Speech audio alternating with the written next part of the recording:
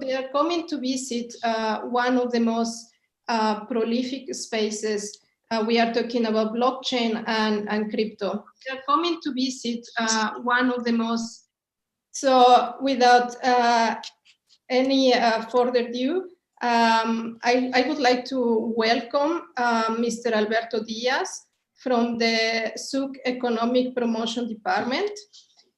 Alberto is really glad to have to welcome Trust Valley here today with us, and he will be addressing some words to the audience.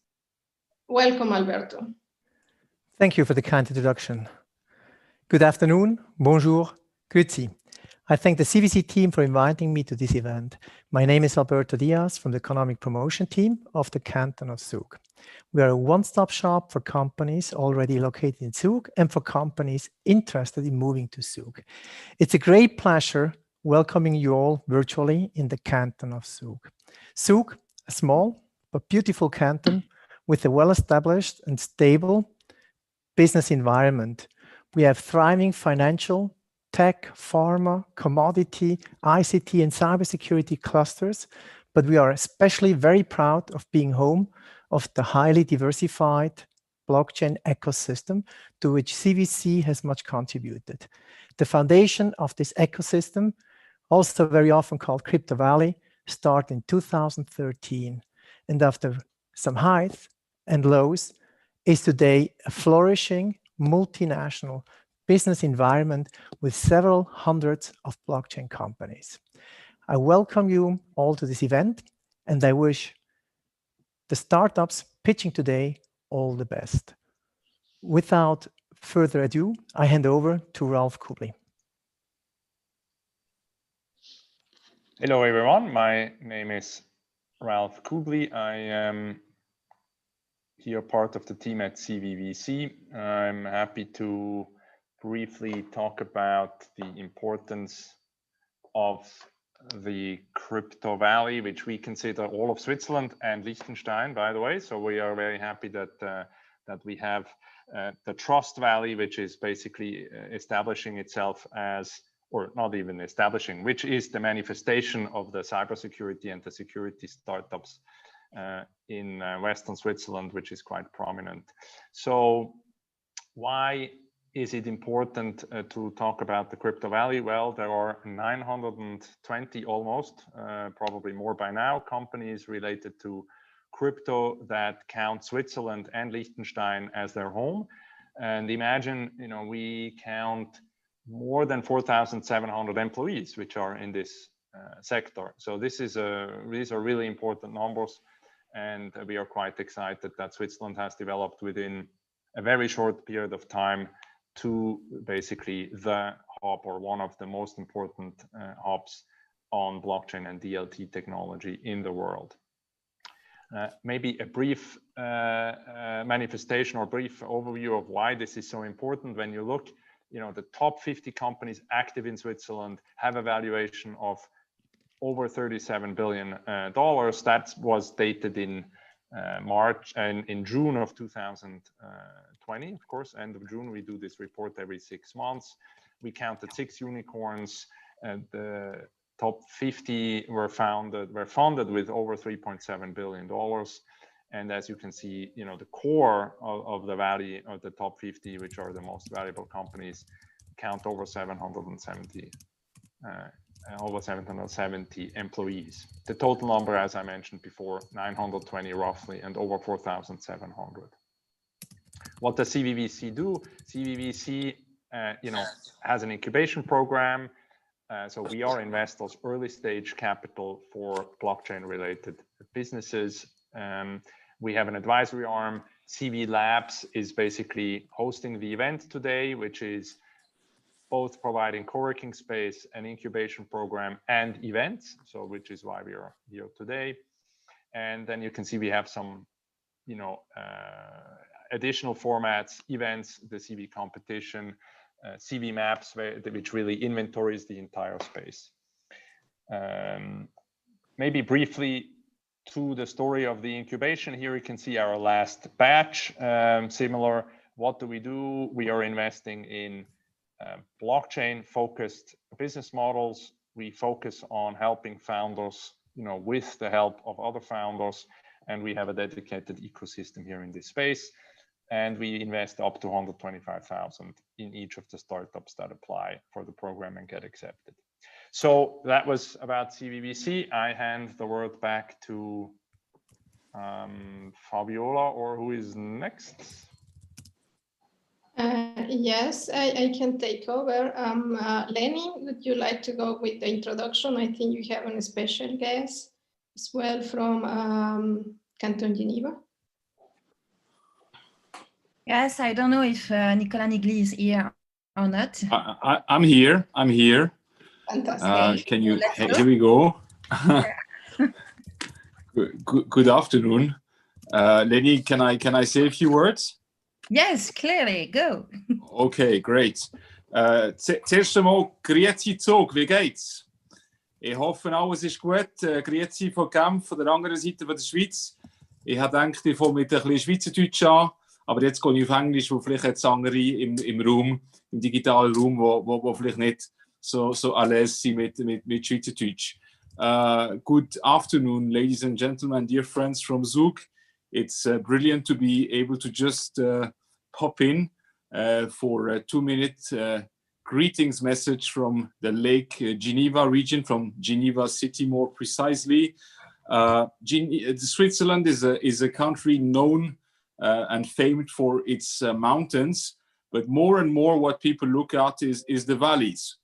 And today is a very, very special day because two of the main valleys, the Crypto Valley and the Trust Valley, are meeting for the first time. So that has to be applauded. I'm super happy this is happening because there is a great signal in this.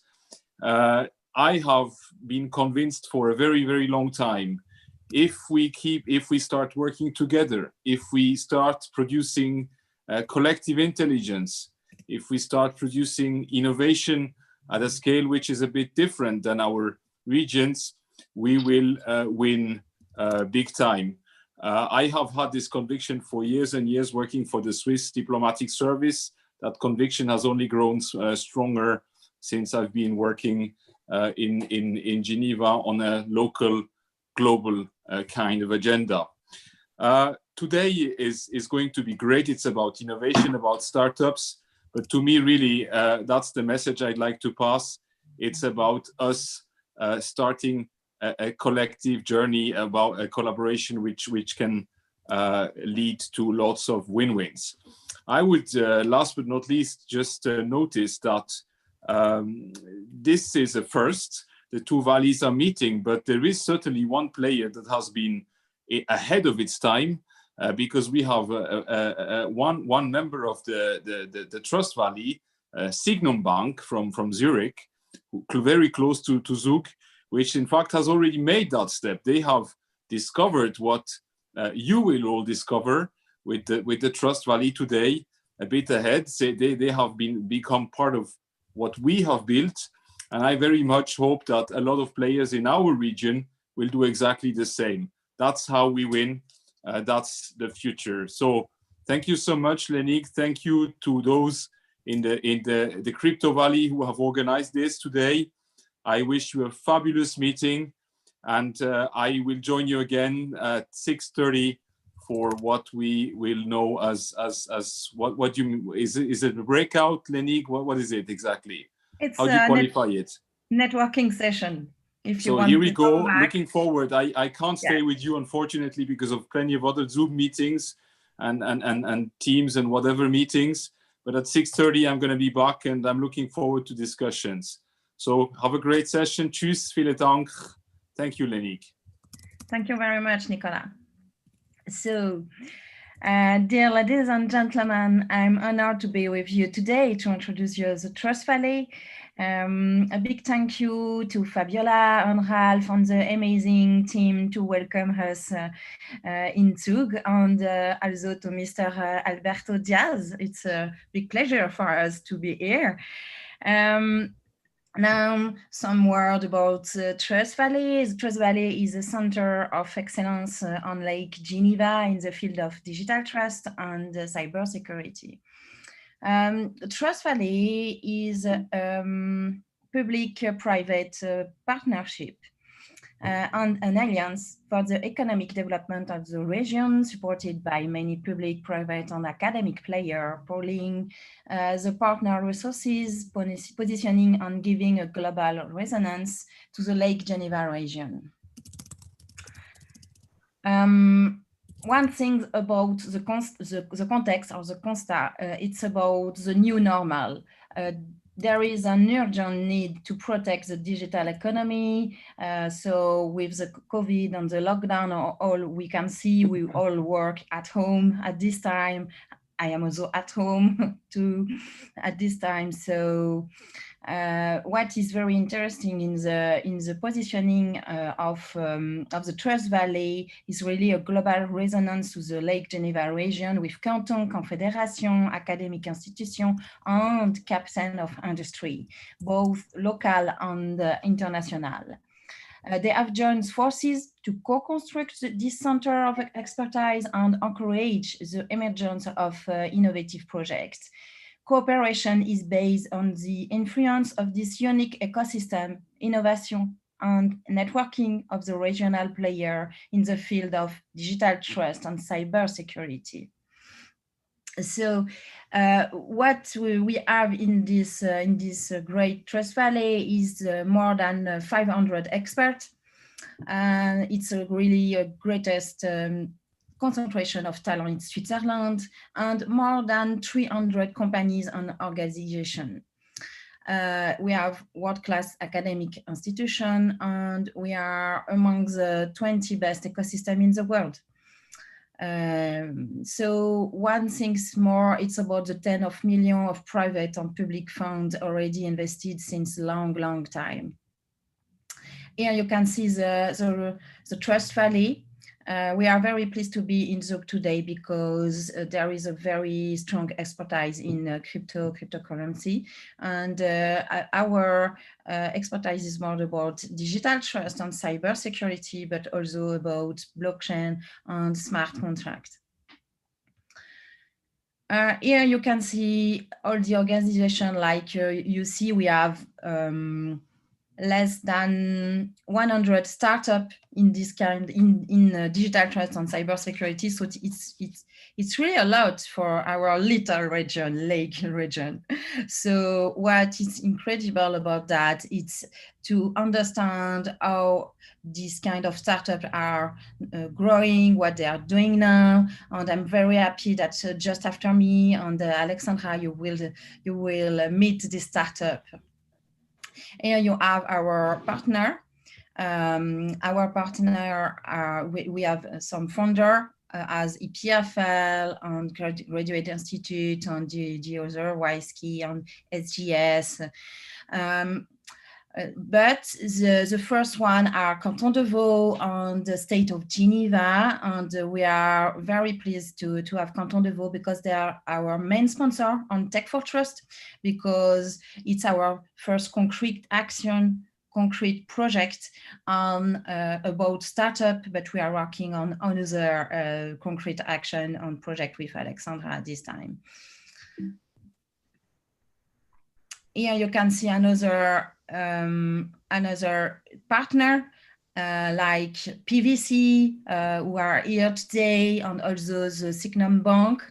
And we are very pleased to have some people from Zurich also in our Trust Valley.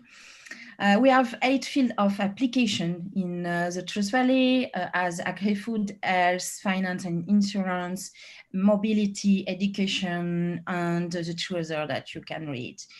Also, 8 areas of expertise, like cybersecurity. The first one is really important to have a good digital trust, to have a very cybersecurity by design, and also cryptography, data protection and info forensic with University of Lausanne, for example, internet governance with Geneva area, smart contract on blockchain, I said before, software verification, and also artificial intelligence, but more about algorithmic.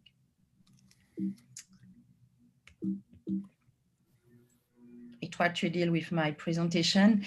Here you can see the 6 missions of the Trust Valley. One is referencing. You can see that we have more than 300 companies on this area. Promotion, networking, and also some projects. What you can hear about Trust Valley is that we are a giant laboratory, like a proof of concept giant. It's very important for us to have concrete action, concrete project, and Tech for Trust is one of them. And we have another pillar about talent, because talent is really the first thing that we need to have in this kind of area. And the last one is about the hub, 6 hub. Let's introduce now Alexandra Burnin, the Tech for Trust manager, and also startup. Thank you very much for your attention, and see you after for the networking session at the end of the event. Thank you, Lenik. Hello, everyone. I'm going to share the rest of my presentation as well.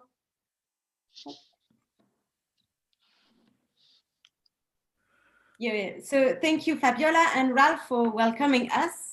That is a great pleasure to be here today. And I'm really looking forward to introduce you to the promising startups that are in Tech for Trust acceleration program. So this is the first Swiss startup acceleration program specific to the field of digital trust and cybersecurity. For those who are not really familiar with the program, I will just start by presenting a bit how it works and what all this is about. So this is the second edition of Tech for Trust. The first edition was last year. So this year, this is going to be a 5-month acceleration program, which started mid-October and will run until mid-March 2021. During those 5 months, the startup, we are here to help the startup grow, to accompany them with different kinds of workshop, but also roadshow events. Actually, today is our first roadshow event, so I'm really glad to be there. And also with a lot of different sessions of coaching and mentoring. So Tech for Trust is a hybrid program, meaning that we have been able to open it also to European startups, not only Swiss startups. Also, given the COVID situation, we have no choice. All our events are going to be hybrid. So you can follow the program from wherever you are. In terms of what is our priority, it's really the high quality of contacts. Maybe peer-to-peer between the startups, but also with a whole pool of experts who will support and be there for the startups during the whole winter. So we have an advisory board composed of 29 members who selected the startups to participate in the program, but who will also select the startups who win the program. Actually, the startup can win the PwC Switzerland SecTech Award, which is concretely 60K of consulting advice offered. This will be offered to the first, second, and third startup. Just in a nutshell, to provide you an overview, so what is the Tech for Trust? It is supported by prestigious partners, maybe public, private, or academic, from the Trust Valley, but not only. We have also specific partners for the Tech for Trust program. We have selected this year 27 high potential startups. So this is a lot. I will give you all their names afterwards. As I was mentioning, we are planning a roadshow around Switzerland in 6 different cantons. And today is the first roadshow of this kind. So I'm really glad to be in Zug and really want to thanks again CVVC and CV Labs for that. And finally, this is the pool of more than 70 people composed of mentors, coaches, trainers of the workshop I was mentioning before, but also speakers that will intervene in the different events we're going to organize in those in this program during the 5 months. So now I just want to thank officially all our partners and sponsors, specifically for the Tech for Trust. There are a lot of them, as I was saying, from the public sector, the private sector as well, and academics. A special thanks to our main partner, the Canton, who was already sponsoring the Tech for Trust last year and who decided to do it again this year with us.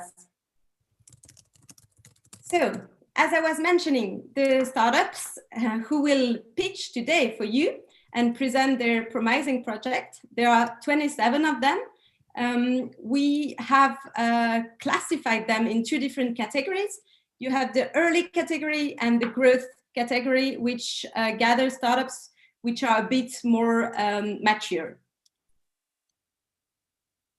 For more information, because the time is really limited today, so I cannot say everything I would, but you can check the dedicated webpage on the Trust Valley website.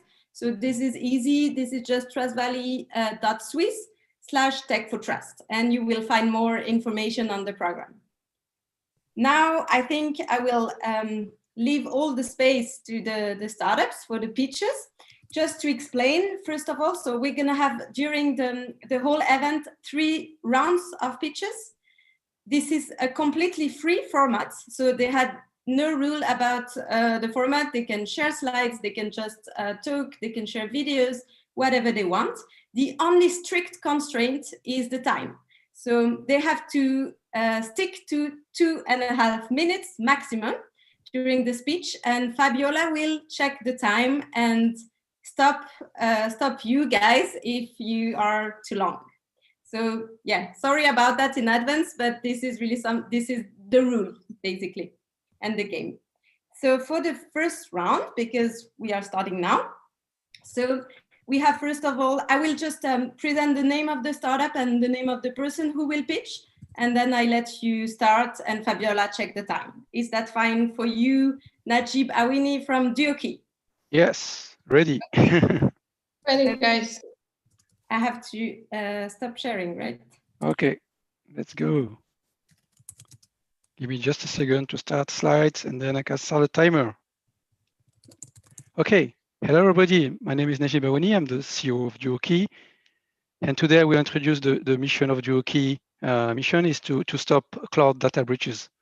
What we observe is generally most of the data breaches comes from encryption, which is missing or badly done. And here you see the 3 top data breaches happening. And the concern is unencrypted cloud database or missing keys in the encryption, or finding keys in the encryption Bitbucket or GitHub. So where company fight is they have to manage different keys in different clouds. And this is really complex for them because every cloud provides their own key management system. And Duoki has made an innovation around cloud encryption because we do encryption without keys. And we use what we call multi-party computation. It's simple as the map you see here. It's splitting the key different share. So no one has the key in clear text. And this is why we say we do encryption without keys. We make it simple for our end users. This is what we do, for example, for Microsoft documents. We do encryption with a double key.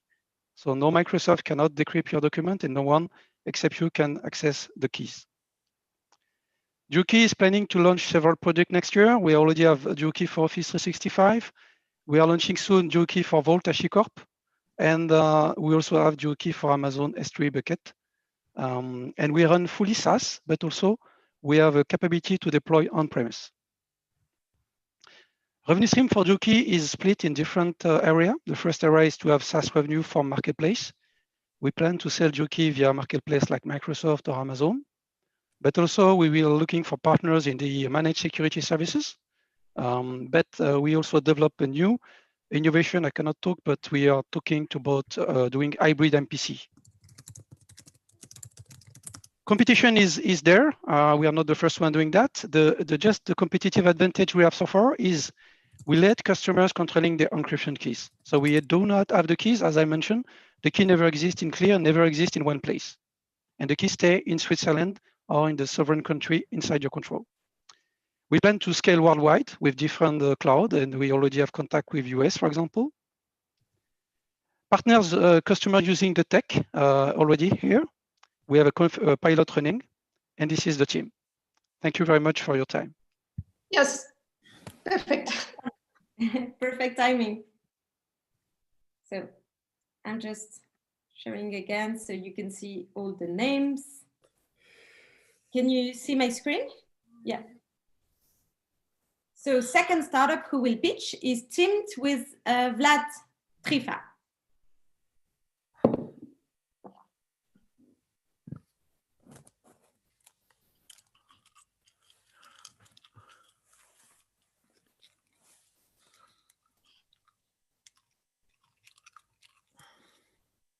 Hello, do you see my screen? Do you hear me? Yeah. Perfect, lovely. Okay, so let me just full screen and we can start. Cool, so let me start the timer and I'm done. Cool, so thanks for your time. Hi everyone, I'm Vlad Trifa, I'm founder and CEO at Zimt, which is a digital data certification platform powered by blockchain technology. So if you look at the context, you have all those new technologies maturing, AI, Internet of Things, and that will drive the digitization of businesses. More and more businesses will use that, and it's very obvious that we need a very secure way to share, to establish digital trust, obviously, and share secure, provable data between organizations. So, of course, we have the blockchain problem solved, right? Of course, not right, because first and foremost, what technology do we choose? We have hundreds of blockchains. All of them are extremely complex, very different technologies. It's a whole new world and very, very much experimental and evolving. And of course, the biggest problem is there's no interoperability between all those blockchains. So if a company picks one, they're kind of stuck to it for life. And that's the problem we're trying to solve. So essentially, Zimt is a digital notary for the internet. We have a SaaS service that makes it super easy for any company to connect their applications, machines, IT systems, and notarize all that data on any blockchain in a very, very simple way. So they integrate once with Zimt, and we do all the hard work. We take away all the pain, wallets, tokens, all of that for them as a service, so they are not bound by technology, and especially they don't have to share all the data publicly. So we take care as well of public-private data. So the USP essentially is no new programming language. You can get your existing teams, developers that don't have any skills in blockchain. We did all the hard work already, so they can launch application in days, maybe in a few weeks instead of months, and without all the risk and pain. We're also multi-blockchain, so we constantly look what's out there, integrate new technologies very easily without any disruption on your side. And we're also enterprise large, but also very small enterprise friendly. So we try to have a very low, basically the lowest entry barrier on the market for blockchain technology. Use cases, we've done a lot in supply chain, traceability, each one our project that we've done. Happy to talk afterwards. Why us? Amazing team, amazing technology, and a very cool company. Thanks a lot for your time. Fantastic. Thank you. 3 seconds late, sorry. Okay, so now, thank you, Vlad. Who is it?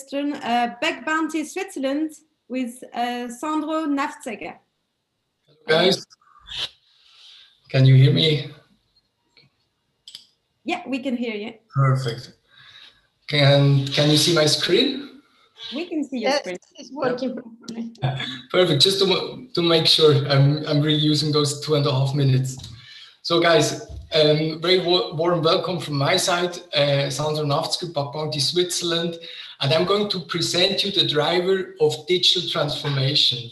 Now, you probably ask yourself, what is this guy talking about? Using a buzzword like that. I know one thing, no matter in what context you are, in what context you live digital transformation, which technologies you're using, which challenges you are facing, the success of your digital transformation highly depends on the fact if you're able to protect yourself against cyber attacks or not. And that brings us to what we do. we help you to protect yourself against cyber attacks by finding critical vulnerabilities in your systems. I know that almost every system that's out in the internet has critical vulnerabilities. The problem is that with traditional penetration tests, we don't find them. So all the IT systems out there have critical vulnerabilities which just remain undiscovered. And that's why with the bug bounty program, we work with ethical hackers, we work with the crowd, we do crowdsourced cybersecurity. And because we only have to pay them once they actually find something, once they actually prove what they do, we have an amazing return on investment.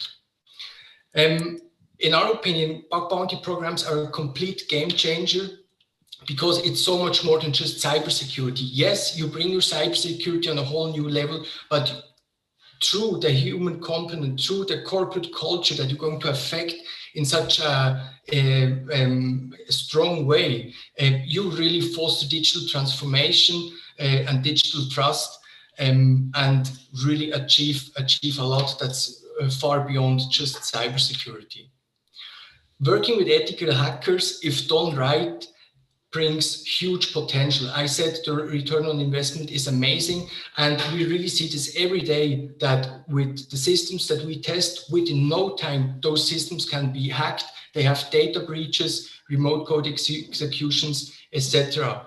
Please take this as your opportunity to get in touch with me, because it's never too early to start the bug bounty program. You can only start too late. I would love to talk more with you guys about that. Please shoot me a message. I'm here for you. Thank you. Perfect. All clear. Very interesting. And now it's Pierre-Yves Bridel who will tell us everything about Origin Food. Good afternoon. Do you hear me? Yeah. Yes. Good. So very happy to be with you. I'm Pierre-Yves Bridel from Origin Food. We provide solutions in the area of supply chain for the consumer good industry. This is the challenge we are solving for clients. There are three root causes to this challenge. One, data privacy, data security. Actors in the supply chain are reluctant to provide their data. So data are not shared and available. Two, it's about the authenticity and accuracy. When data are available, some of the actors are reluctant to use it because they don't know if they are true. And finally, for small actors, it can be difficult and a risk to go into a digital solution. So Origin Food solution is in two areas, providing product traceability, end-to-end visibility on where the products are and what they've done, as well as product compliance, ensuring that quality, regulatory, and certification of the product are under control. Of course, our clients are very happy that our solution use their best practice, is industry specific, use their standards as well, easy to use. That close the gap on reluctant to go to a digital solution. But in fact, the main benefits we bring is about the leveraging the blockchain technology, which means ensuring the data that are used only as intended or only as authorized by the user or the owner of the data, as well as ensuring there's a transparency of where the data are coming from. That's how we bridge these famous challenges. Because with this blockchain technology, with this transparency, we can create trust in the supply chain.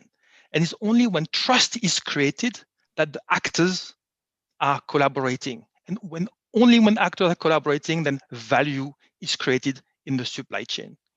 We are currently rolling out all key tools and key components with our first customer in different product category.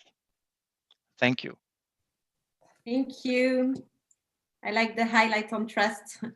Very relevant. Now, let me introduce you to Claudio Calvaruso, who will present InFair. Thank you very much, Alexandra. Welcome. Okay. Do you see my full screen? Just hold on a sec. Yes, we can see it. Okay, just hold on. Do you see that full screen or? Yes. Okay, perfect. So I want to start with my personal story. I was doing my master thesis at the fission reactor of EPFL, and to build my model, I needed more data. As you might know, data for nuclear reactor and for power plants are very sensitive. My journey with InFair actually started here. So I was struggling to find a solution on how people would be comfortable and compliant with laws by sharing their data in order to increase the model accuracy or even building a model by securing access to sensitive data. The problem with data is actually applicable to many different fields and different industries. For example, if you want to monetize your data, also if you want to anonymize your data, you might be limited by regulation to gather more data or to achieve better results with your models. As we know, like for everyone, more data brings better results and higher value. Of course, we need to consider that we have good data in that case. And of course, they're gonna bring better results. With our patented technology, the XOR engine based on multi-party computation, you can actually securely compute across data silos, use sensitive data, and gain access to even an ecosystem of data. I want to remember here what's important, that actually the raw data are never accessible from other entities part of the ecosystem, and the results, they are mathematically guaranteed.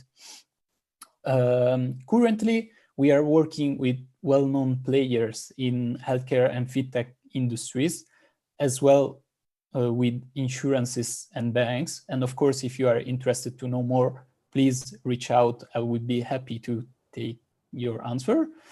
We are a global growing company with a team of 30 people distributed in 3 locations, New York, San Francisco, and Lausanne.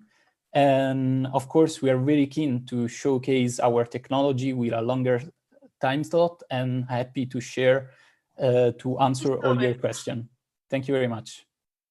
Thank you, Claudio.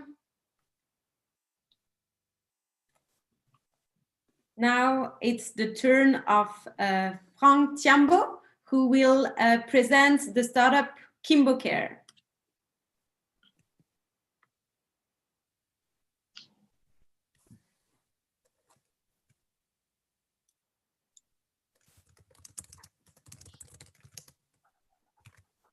Hello, everyone. Can you see my screen? Yes. We can see a screen.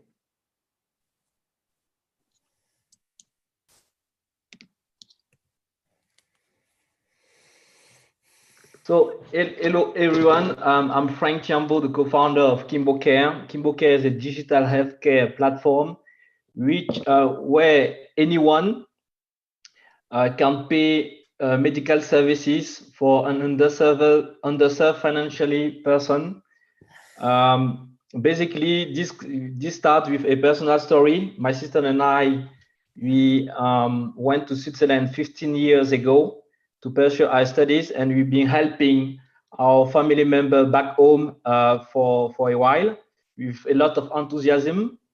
But the issue, we faced 3 issues. The first one is we are not sure that the money was used for the intended reason. The second one was concerned about the quality of care received. And the third one was about the time to care, which can take up to 4 days in some countries. So you made some market studies, and we found out this was not a standard problem. It was a very spread problem. And my sister is a strategic consultant helping social impact startup, and myself, I'm an actuary, so expert in risk management for health insurance company. So we decided to bring to the market the solution Kimbo Care, which will allow anyone to pay medical bills for a person who lacks money to go to the hospital. And basically how it works, because we run the pilot for 11 months in 2 countries in West Africa. So we have already a very good traction about feedback from our users. So basically how this works, and this is interesting, is at the beginning, if you want to offer the gift of health to someone, you are going to the Kimbo Care platform, and we are going to pay to select and pay medical services for one person. So that will trigger a token. And then on the country, the user, the patient will receive already. Okay. Yes, I will tell you more later on then.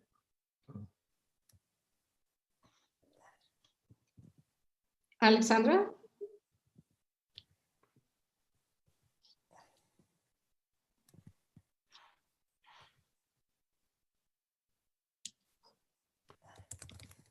Sorry, I didn't see I was mute.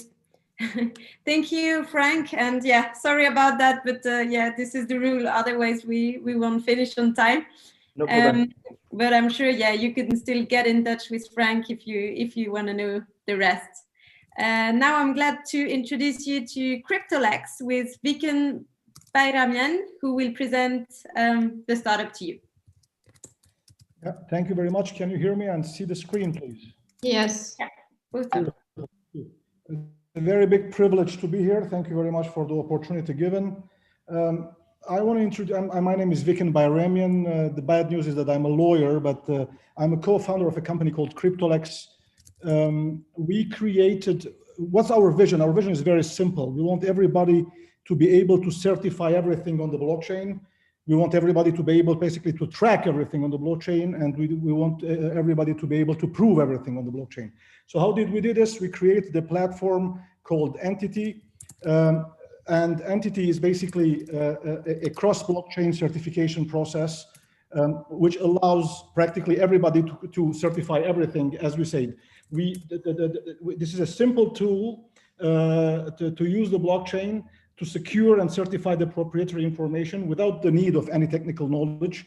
And how did we do that? How did we use that logic in the real cases? We created the first Swiss luxury mechanical watch called Masterblock that I'm wearing. And Masterblock is fully certified on the blockchain. Every component of that watch is certified on the blockchain, and every phase of the fabrication of the watch is certified on the blockchain using Entity, the cross-blockchain certification process. And we wanted to show that this is a real-life example, and this is why we did this. Then the second thing we used in the real-life example of Entity, we created Voix, which is basically a blockchain-based voting system. This blockchain-based voting system has been already used over 20 times for the last 6 or 7 months in major shareholders meeting, for example, at the Geneva Chamber of Commerce, at the Fédération des Entreprises Romandes, and other major institutions using our blockchain-based simple voting system using the Entity cross-blockchain certification process. You will see here the type of certificate we issue on the blockchain with the QR code, which is integrated. And then, so what's basically in 20 seconds, what's basically our strategy and business model? We want to be a B2B market and a SaaS provider, on the retail market as a certificate provider. Basically, we want, as I said in the beginning, to make it simple, to make it straight, make sure you be there and dare to go beyond us, because we call our buyers and our customers pioneers. So dare to be a pioneer. Thank you very much. Yeah, perfect. We're done. Perfect timing. We are a bit late on time, so I will present the 2 last ones at the same time. But of course, you will do the pitch one after the other. So the first one is Raphaël Picard, who will tell you everything about OnLife Plus, powered by Edener. And then Maxime Agostini will present you Saurus. I let them the mic.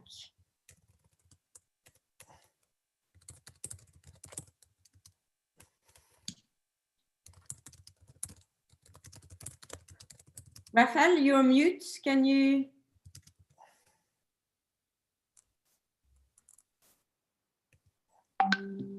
Great. Unmute there. There is someone typing on the keyboard non-stop. If you can mute, please, if you're not speaking. Yeah, I think it's Harry. I read your message about that. Thank you. Okay, let's go for it. So thank you very much for the invitation and the fun to present here, and the activity that we would like to present you is about usual life. It's our own life, your life, and what we do is to provide you digitalization for your life and spare time. I will start with a teaser so that you feel what is the problem that we face. Each document in our life should be in one place, in its place, but the time to sort it out takes time, and it's not easy for everybody. Look at this picture, so maybe you need help. In case of a fire, a theft, or an accident, all the documents, invoice, receipt, photos, videos, quotes, and whatsoever is needed to get the money from the insurance. But if it's burnt or destroyed, maybe you need help for that. For tax authority, to review at the end of the year your revenue and what you shall pay in addition or deduct from your already tax paid. Maybe you have quite complicated calculation. Maybe you need help again on that. When you have invoice for vehicles, for the purchase, for the maintenance, do you store all those documents correctly? That's again a point. And then document archiving and sorting can be a very simple subject, but a very considerable waste of time. And that's why we provide intelligence research, classification, sorting of documents. That's what we do, thanks to AI, in a secure way, very secure way. So let's go now to the value proposition of On Life. We have a team where we are 5, 6 and growing. What we do is tackle the problem of paperwork. Solution is to sort it out automatically and get from centralized data. Business model is freemium. Oops, sorry. And what we go for is investor, of course, to grow quick before the corporate world tackle and go in this global business. Thank you. Thank you. And now, last but not least, Saros. Hello, Maxime Agostini. Nice to be here. Thank you very much. So I'm going to tell you about how to leverage sensitive data and extract the maximum value from it for usage for analytics or machine learning. The way typically people deal with data in general is when it's sensitive, they try to secure it, but before they can work on it, the first thing they'll do is that they'll try to anonymize it, which is a mix of very complex processing, going to compliance, and removing the parts of the data that may lead to identification of someone, which in the end brings like a new data set that's kind of a lesser version of the original one that the data scientists or the analysts are going to work on. And that's the typical process that all companies do today. When they think I need to use data, I first need to go through this very long process. Because it's very long, it can take 6, 12 months just to get the approvals for like this new project. And also when you delete the things that may identify someone, because there's no real definition of what that could be, that's also why it's so long, but that's why you lose a lot of data along the way. And there's a question at the end is like, is it really safe? Like the thing you're sharing with the data scientist, it might be someone from a different entity. Is it really safe? Is there a way to tell? And usually there's no real rationale behind what means safe or not. And this is why those processes are only used for internal usage of data, and the exchange of data between many parties usually never happens. It's really hard to collaborate. At Cyrus, we believe we should fit that completely. we should not try to make a safer version of the data, because that's theoretically not possible. The data you're going to end up with will either be leaky, like leaking personal information, or being powerless, like we would have lost most of its value. Instead, we make it possible for the analysts, the data scientists that belong to your organization, that belong to a different organization, to query your data directly. And everything they see through this interaction is guaranteed to be protected, which means they will never see personal information. They will be able to learn. They'll be able to learn analytics. They'll be able to train a machine learning model with support all the major statistical use cases, but they will never be able to see any personal information. They'll never see what's sensitive in your data. They'll see just what's valuable. That's really the vision for Cyrus. We want to unlock all the value, but we keep all the personal data locked. That's way faster. You can start innovating day one, and no data has been shared. Perfect. Thank you, Maxime. You're welcome. So that is it for the first round. Thank you, everyone. And Fabiola, I let you go on with the... Yes, perfect. I just want to, everybody can see me. I would like to invite our, it can just really fast. Can everybody see my screen now? Yes. And perfect. It's really fast. We will pass right now to the panel of discussion. So we are really honored because we have some of the most prominent people in the space. I want to invite Dr. Petar Sankov and Dr. Jean-Philippe Omasson to join for this panel of discussion. I think they are already here. Please. Yep, I'm here. Do you hear me? Hi, Fabi. Yes, I can hear you and I can see you. And then as well, Dr. Omasson, Jean-Philippe. Is he not online? I see JP is in attendees right now. I'm not sure if... he just wrote, he said hi.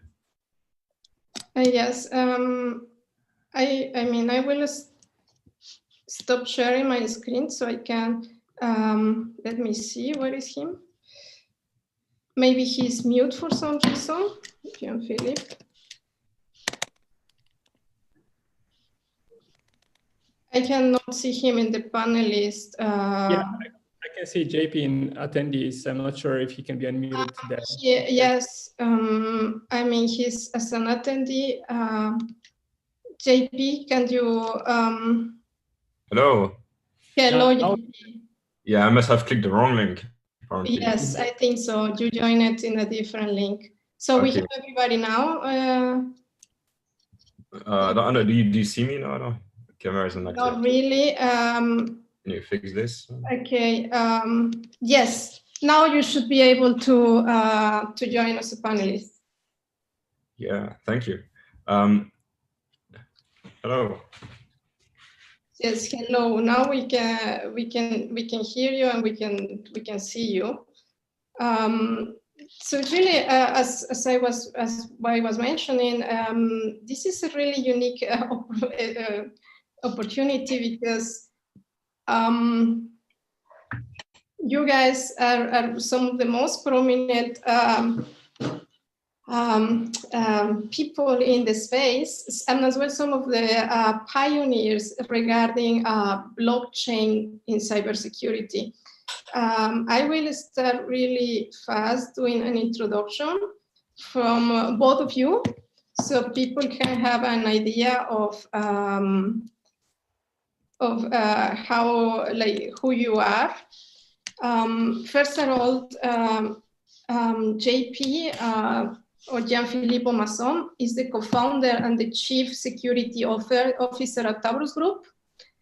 Prior to that, he worked for 15 years in applied cryptography, and he is an expert in blockchain security. He's the author of the reference book series, Serious Cryptography, and he will be he is presenting soon his new book about cryptography and cryptocurrency. With that, I will start asking you some questions, Jean-Philippe. You have done everything in your career. You are a researcher, you are an author, you have worked for big corporations. What's your motivation for to write serious cryptography? And tell us a little bit more about your next book that will be launched next year. Yeah. Well, thank you, Fabiola, for this amazing intro. I'm, I am blushing. I don't deserve that many good words. Well, but thank you. That's a great question. So my answer is, regarding this book, I tried to write the book I would have loved to have when I started, which means something that combines two things. First of all, the scientific rigor, the seriousness, the depth. Oh, glad. But without, the intimidating notations and scientific jargon that, which can kind of obfuscate the great ideas behind. And the second part is I wanted it to be, really practice oriented about real world problems and really use cases, and not just something purely academic. So I hope I succeeded, and I'm very excited to make the new one, which will be very different, at the same time simpler, but at the same time a bit more advanced. So you'll see in a few months. Awesome. And now I will introduce Dr. Petar Sankov. He's as well really prominent. He's a senior researcher at ETH, where he works on security and reliability of modern systems, such as deep learning and smart contracts. Researcher at ETH. Back in 2017, Petar co-founded Chain Security, where he created the first vulnerability scanner and the first automated formal verifier for smart contracts. He founded Chain Security, and Chain Security is one of the world leaders in smart contract audits, and it resulted in the acquisition of this young ETH spin-off acquisition by PwC in Switzerland. That is really, really remarkable, Petar. You are one of the most active researchers I ever met. You publish in average 7 papers per year. Is that correct? Sometimes, yes. I think not every year, but maybe on average, might be roughly there. Sometimes more, right? And then one more thing is like you are still teaching. You are an active lecturer at ETH, so you have your students, and you have time to found companies and to be an entrepreneur. So this is really amazing. How do you manage to keep the drive with so many publications? And what is your latest work regarding publication, and what are the ones you are most proud of? Yeah, sure. First, Fabio, thanks a lot for inviting me. It's really a pleasure. I recognize a lot of the companies are very interesting companies, so really pleasure to be here with on this with JP as well. So in terms of this work, I mean, I really can't take all the credit. So the trick really is to work with really good people. And this is something we created at ETH at the SRI lab, where we have about 15, 20 of the top PhD students in Switzerland and beyond. And so I would say that's somehow the way to do it. Like, you create an environment where you can attract all the smart theory people that can work on high impact practical things, and then you work with them and results come. In terms of the latest work, I think the latest actual work that we did was in the space of data privacy for Ethereum, which is, we want to make sure that not only smart people like JP can use cryptography to hide their data when they use Ethereum, but also to bring this kind of techniques also to normal developers that can write Solidity code, say what is private, and then be able to enforce this with cryptography without having to understand it. Fantastic. Now for JP. JP, you have been working for, you're the former vice president of technology of Kudelski Security. This is a really big cybersecurity company. Why did you decide to transition to become an entrepreneur? Well, yeah, I don't have very original answer to give you, but I learned a lot at Kudelski, and he helped me grow a lot in terms of learning different skills, not only technical ones. But I think like many entrepreneurs from Tech for Trust, I wanted to do my own thing first of all, and maybe have the chance to move faster than in a large organization. And also, part of me probably wanted to learn about all the stuff that is not very technical. It may not sound really exciting, but things like accounting, HR, really running a company, doing the pre-sales, closing deals. I found this very exhausting, but very exciting at the same time. Being owner of your business, that's a dream for many many technical people. So yeah, that was my motivation. I don't know if it's the same for Peter. And what has been the biggest difficulty that you face as an entrepreneur? Oh, the biggest one. Well, I think there's many to choose from, but I think that the hardest, when you switch from a mostly technical position where you have 1 or 2 or 3 or maybe 4 projects, when you're CEO of your company, you context switch all the time from one thing to another, very different ones. You might be coding one time, and then you have a call with a customer, and then you have an employee telling you something else. The context switching and the prioritizing was very challenging to me at the beginning. So I think that's a real challenge if you're not really organized. And I tried to learn how to manage it a bit better, but it was still during some days, and especially also working all the time, 15 hours a day. On the long run, it can be quite exhausting. Fantastic. Peter, the same for you. Like you had been running one of the biggest labs in security and reliability in Europe while you're running currently this lab. Then you founded a company out of a research project. This company is Chain Security. How was the transition from researching to being a founder? Please tell us a little bit about the story of Chain Security. Sure, yeah. For Chain Security, it was really, I think, very organic, and the motivation was very similar to what actually JP mentioned. So this resonates in me. I mean, we created the first vulnerability scanner for Ethereum, got really solid traction among the community. People started writing us emails like, can you check our projects? Is this secure? So I think that was the point where like the research lab reaches the limits of what you can achieve in terms of impact, because it was obvious that we have to create a company, and it was really good timing to create the company because Huber, the CTO of Chain Security, was just wrapping up his PhD, who is one of the smartest white hackers that I know. So he also we just registered the company, opened up an office, and started working with all these companies. And exactly as JP mentioned, all these things resonated in me, like meeting the customers, solving their problems. Like that was actually something that is, I would say, definitely very good experience for like a purely tech, like so for somebody who has worked on years on a PhD, like to go through this is like really rewarding, I would say. Really remarkable. And what has been the biggest difficulty that you face as an entrepreneur?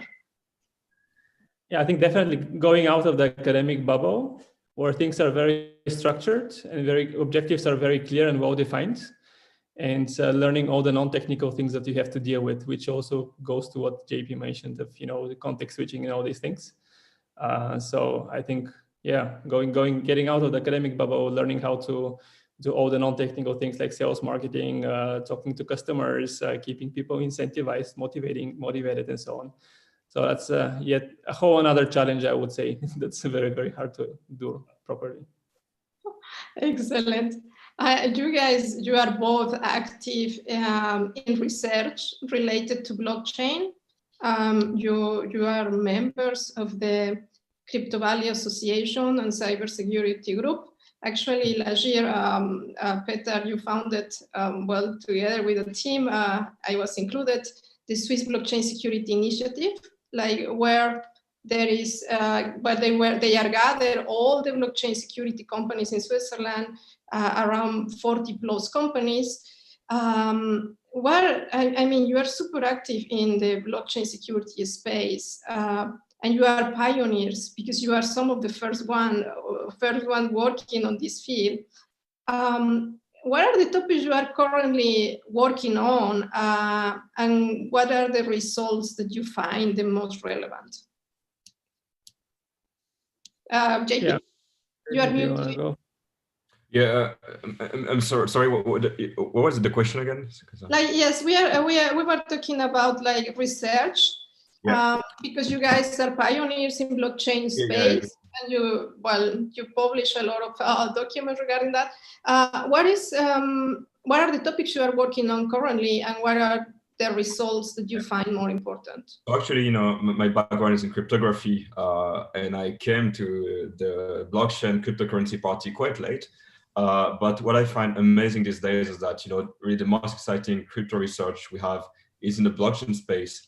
And it's really great because, you know, you don't have to go through the grant system, which is quite complex, and you do research that is directly applied in the real world, and you don't have, you know, to necessarily to do papers, just do something great. And if it's really good, it will be adopted. And speaking of this, something I've been very excited to work on in the context of Taurus, I've published some papers about it, is this class of methods called multi-party computation, and especially threshold signature, whereby you split the capability to sign a blockchain transaction between different parties in such a way that no party has full control of the key. So you can really have shared control. And I mean, one sign that it's something really hard is that you have at least one company in Tech for Trust, I think it's DuoKey, which is something related to this threshold encryption, which with very good researchers behind. So yeah, shout out to Najib. It's a very nice project. So yeah, I stopped talking because I'm very excited about this. No, please feel free to share. Okay, and Peter, what are you working on right now regarding research? What you are passionate about right now? Yeah, so very similarly also, I mean, I also didn't actually come from blockchain. I come from the domain of system security, reliability, formal verification, all these techniques.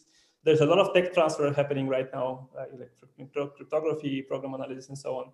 And for me, what's interesting and what we're working on right now is like the more kind of specific topics that are causing a lot of security challenges in smart contracts. So these are things around like access control for contracts, which amounts to a lot of losses because it's you know, figuring out who can do what with a contract. So this is a very, very fundamental question that we're trying to answer.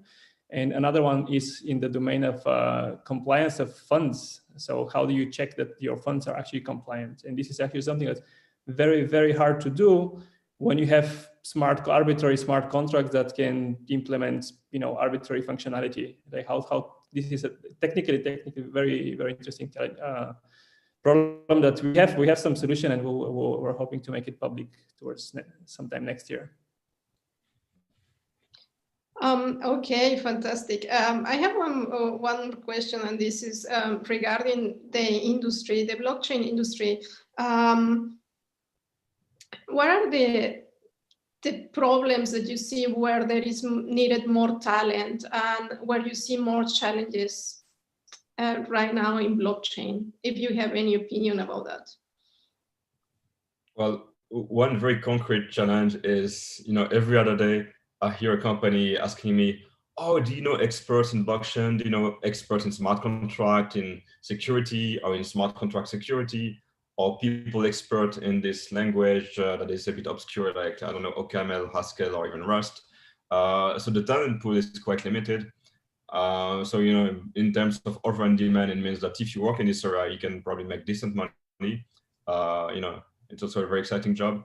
But I see many companies struggling to find the right people and to keep them in the company. What about you, Peter? What do you see as challenges right now in the industry, and as well regarding talent?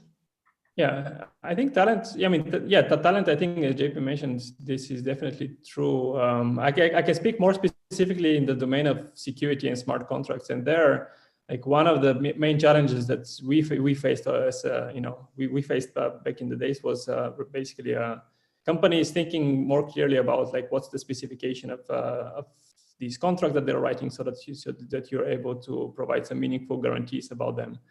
So I think, and there is definitely a lot of talent in that space from other domains, like, you know, aviation and other domains where these things are applied, have been applied for years. So I'm waiting for the day where like this kind of talent, it's also doing this kind of thing, applying this mindset when writing these kind of applications.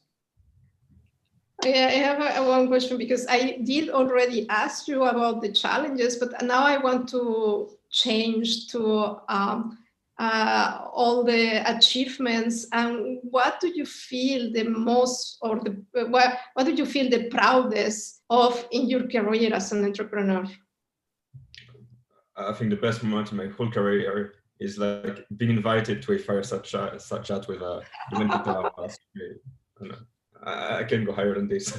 I mean, seriously, I think as an entrepreneur, regardless of how successful you are in terms of, I don't know, financial metric or other metrics, what makes you really happy is that when you get the honest, trust and support from your team or from people that you respect a lot and that tell you that what you do is really valuable. I think that's the best reward you can get, and people trusting you, people believing in you. I think that's the most rewarding, I think, even more than money or conferences and stuff. Fantastic. I'm going to ask you, Peter. Yeah, I fully agree. I typically focus on things like, so I love impact, like real world impact. And the thing I'm mostly proud is the chain security brand that we created, which in 2 years was, became very visible in places that you wouldn't know, not you wouldn't know, but like places like Malaysia, where you would go and like meet fans that like want to come to Switzerland and work for you. So these are things that definitely feel very, very rewarding when you see this kind of interest, from other people and belief in the kind of things that you do.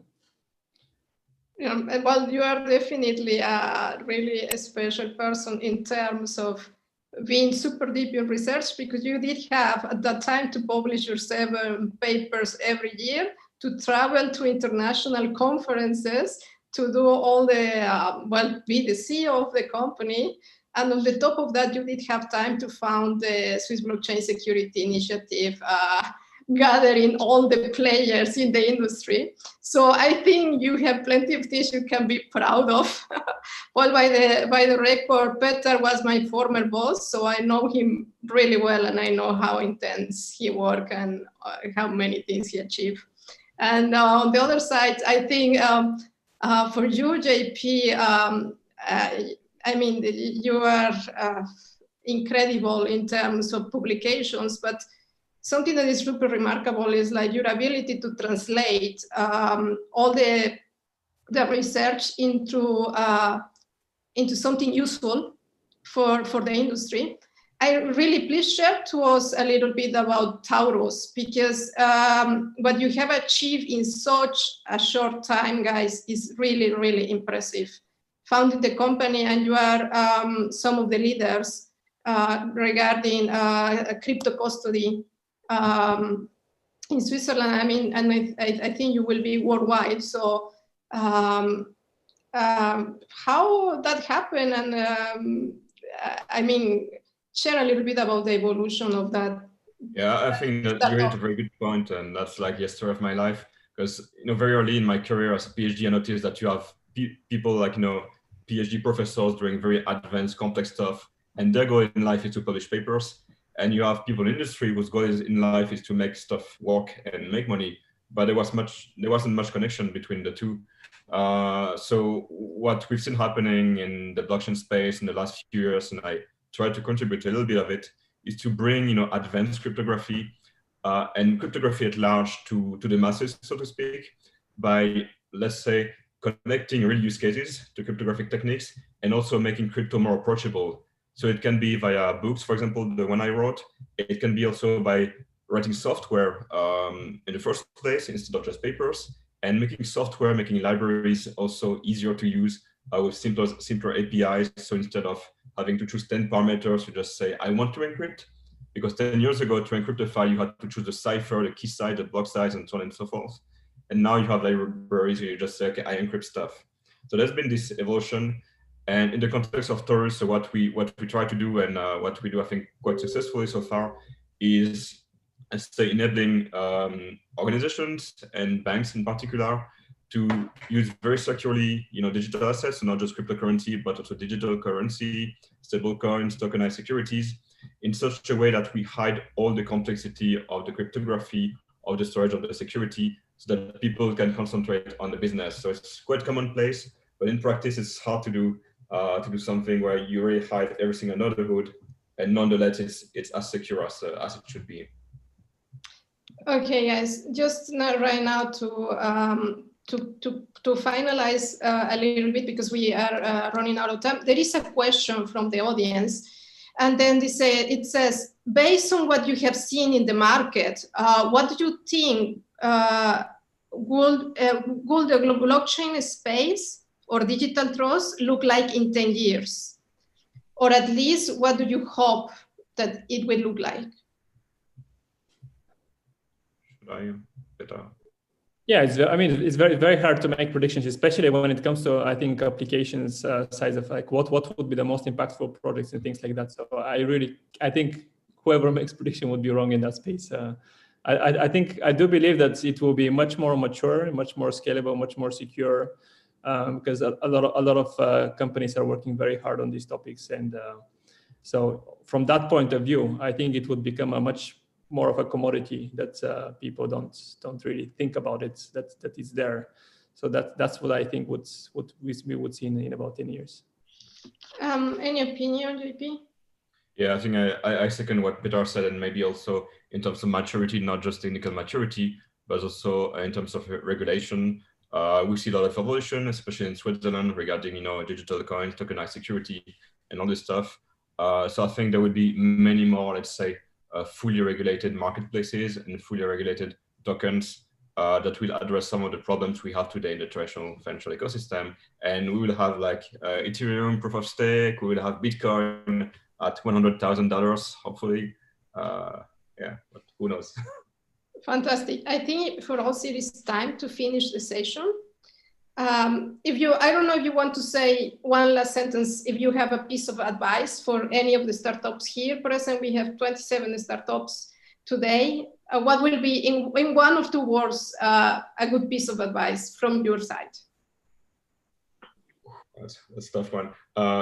Don't pay too much attention to the advice, and listen to your brain and to your guts, because you get advice from all over the place. And okay, what about you, Peter? Yeah, I would say, I think 2 things. So one is like think big, like, become the world leader in what you do. Just accept this mentality right away, and focus on people, like invest in people, make sure, they're incentivized to grow and everything, because they're the ones that allow you to actually be successful. Awesome. Well, with this, we are closing this session, and then I will pass the word to Alexandra, because we will pass to the next session of pitches from startups. Thank you very much, JP and Peter. Thanks a lot for inviting me. Thank you. And happy birthday to JP, by the way. Yeah. And thank you for coming. Happy birthday to you. Happy birthday. Sorry? No, just keep going. Okay, so now the second round of pitches, the same rules.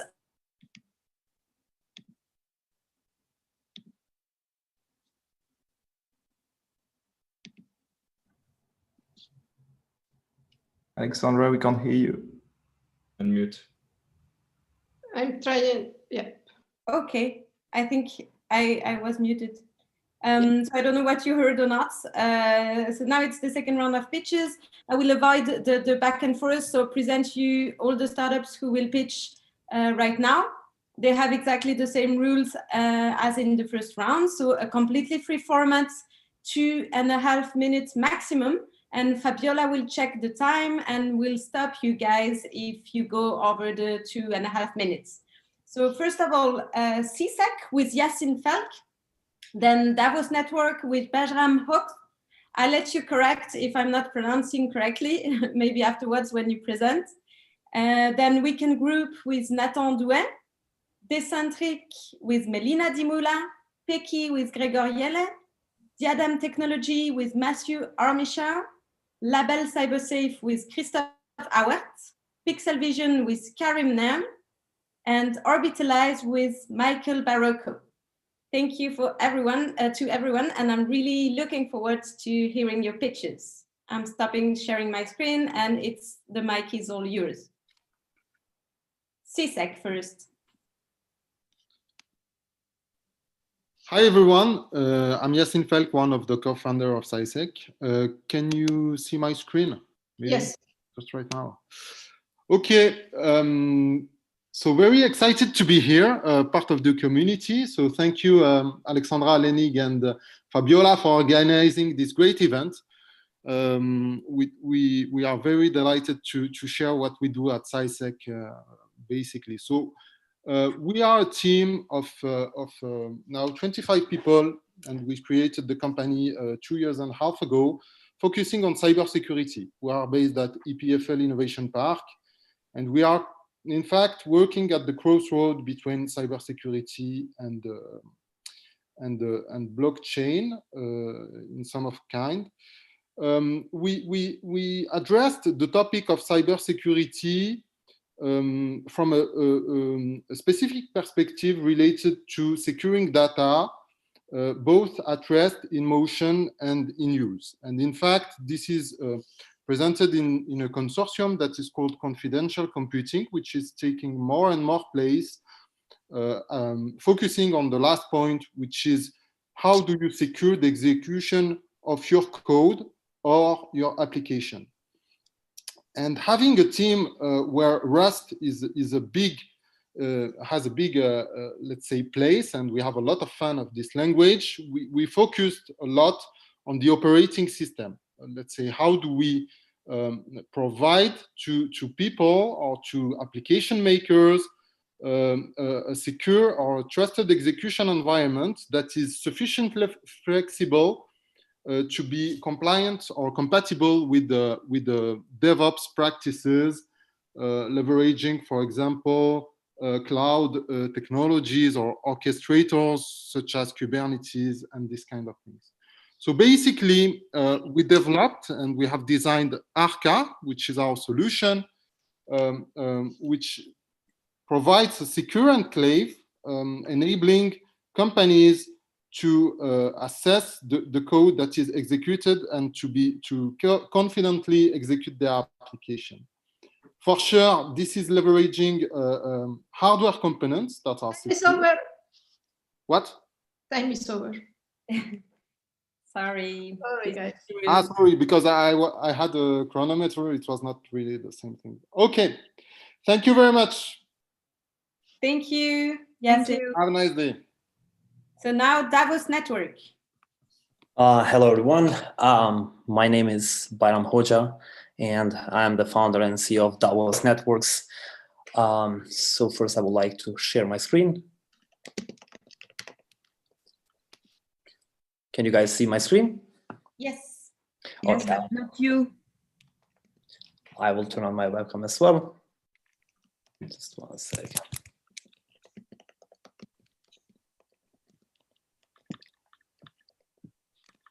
I guess I just have to go. Some issue.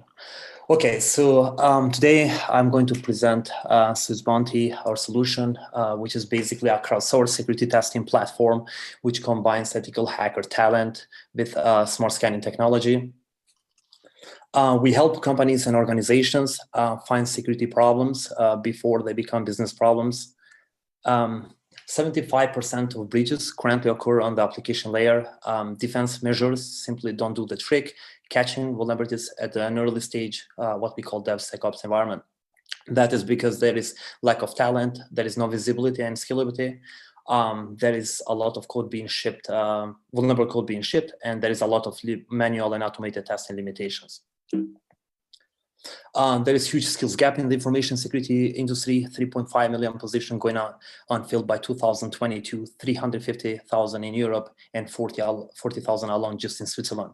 When it comes to traditional pen testing solutions, they are not good in repetitive tasks, scale, and coverage. And on the other hand, when it comes to automated pen testing solutions, they are not good in mimicking human behavior and produce a lot of reports with false positives. We are changing how we view cybersecurity. That is with the hacker mindset.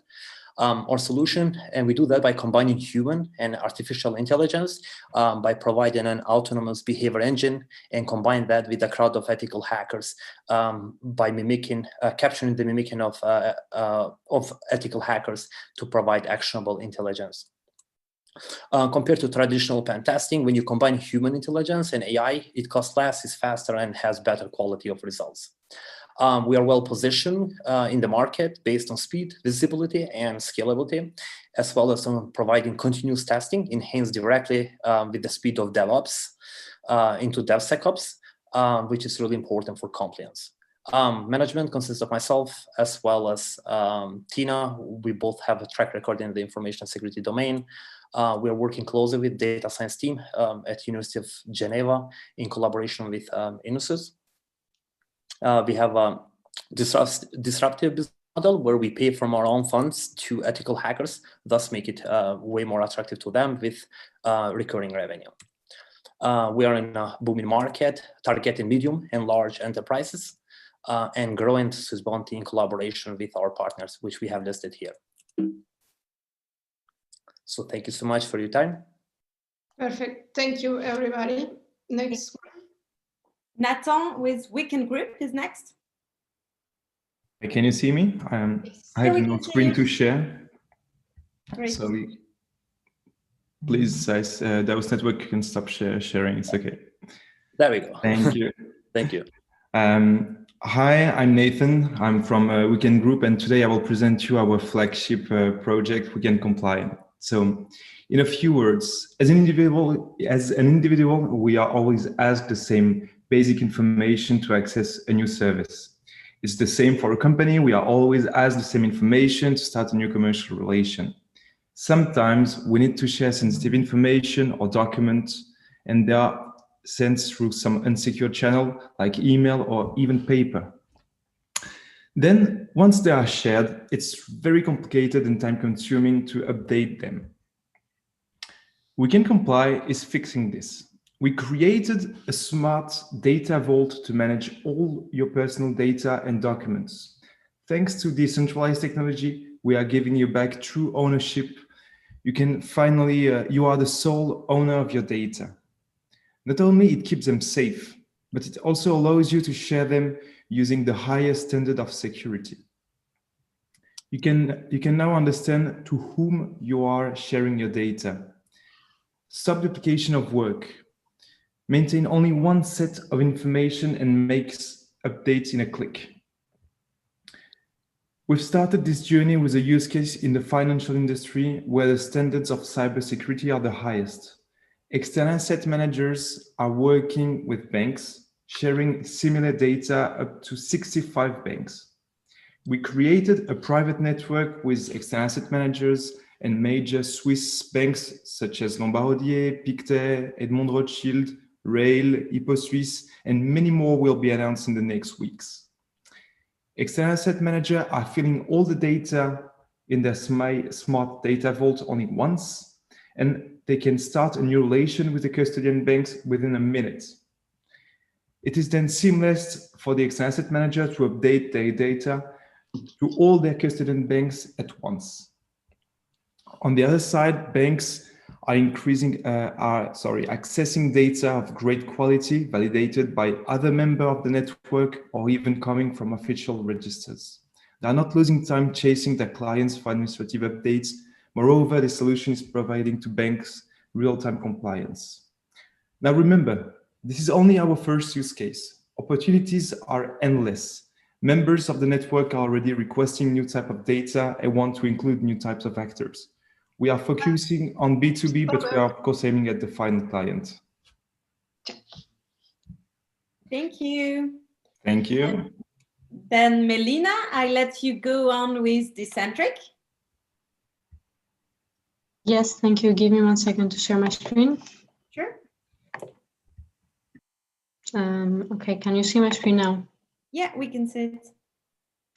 Okay, cool. So, hi everyone, I'm Melina and thank you for having me here today. I'm from Decentric, part of the business development team, and I'm dialing today actually from Barcelona. So I'm happy that this event is quite online. So let's start. What do we do in Decentric? We make data ecosystems simple and safe.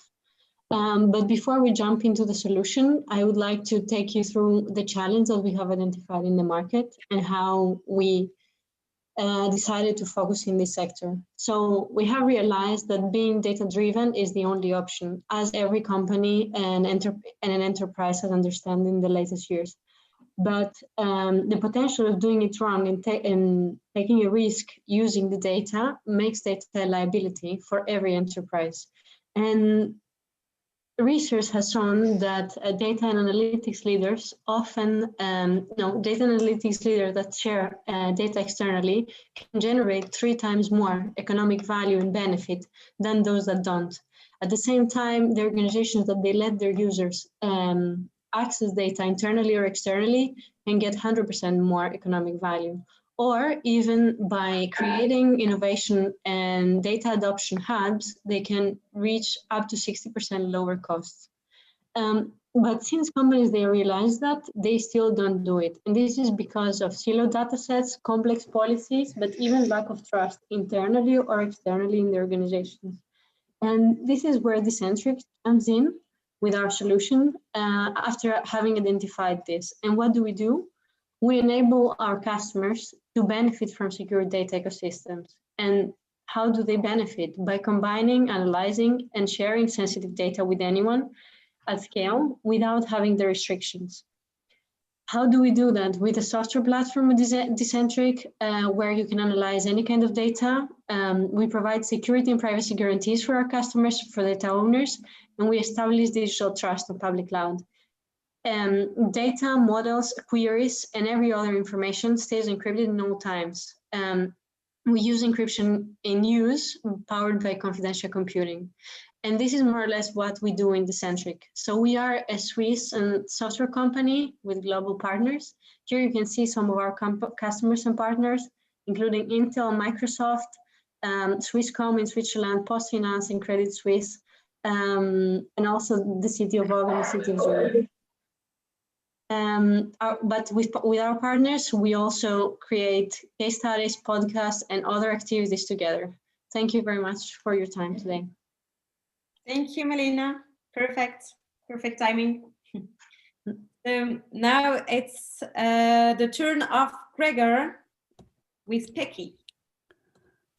Let's see. Do you see my screen? Yes, we can see your screen. Excellent. Okay. A common joke is that DS in IoT stands for security, so Pecky is here to fix that and more. In the current security solution, if the current security solutions fail, they fail hard. And while maintenance automation exists, it assumes everyone is online. Even seemingly distributed solutions depend on central elements for handling crucial steps. And onboarding new devices and people is a centrally managed process. The bottom line is, if you add security, you add dependencies, thus reducing your system's resilience. Sounds grim, doesn't it? So who's affected? Turns out it's all of us, because our whole security is built on mostly centralized systems and public key infrastructure. See a padlock in your browser, you're affected. Use a VPN to connect to work, welcome to the club. Run any authorization and authentication system in a business context, and current solutions are holding you back. Pecky adds trust to a fully decentralized solution where there is no shared global truth, something even blockchain fails to do. Furthermore, it works with everyone being offline and on air-gapped systems. Pecky is designed to work in the most adversarial environments imaginable, zero trust and military field operations. You can use it to delegate any permission, role, and capability safely in a mathematically proven to be correct way, yet you can still reason about the system's behavior in an intuitive way because Pecky models trust similar to how humans trust each other. Pecky was founded by Felix F.X. Lindner, a world-renowned white hat hacker and ITsec professional who's known for exposing multiple critical flaws in core internet infrastructure over the years. Our excellent development team is complemented by a strong network of strategic partners, enabling us to address wide-ranging customer demands. Now, if you're asking, what is this good for? Let me give a few examples with challenges we are solving for our customers. For instance, bidirectional offline IoT device bootstrap authorization that even allows devices to configure each other in a payment context.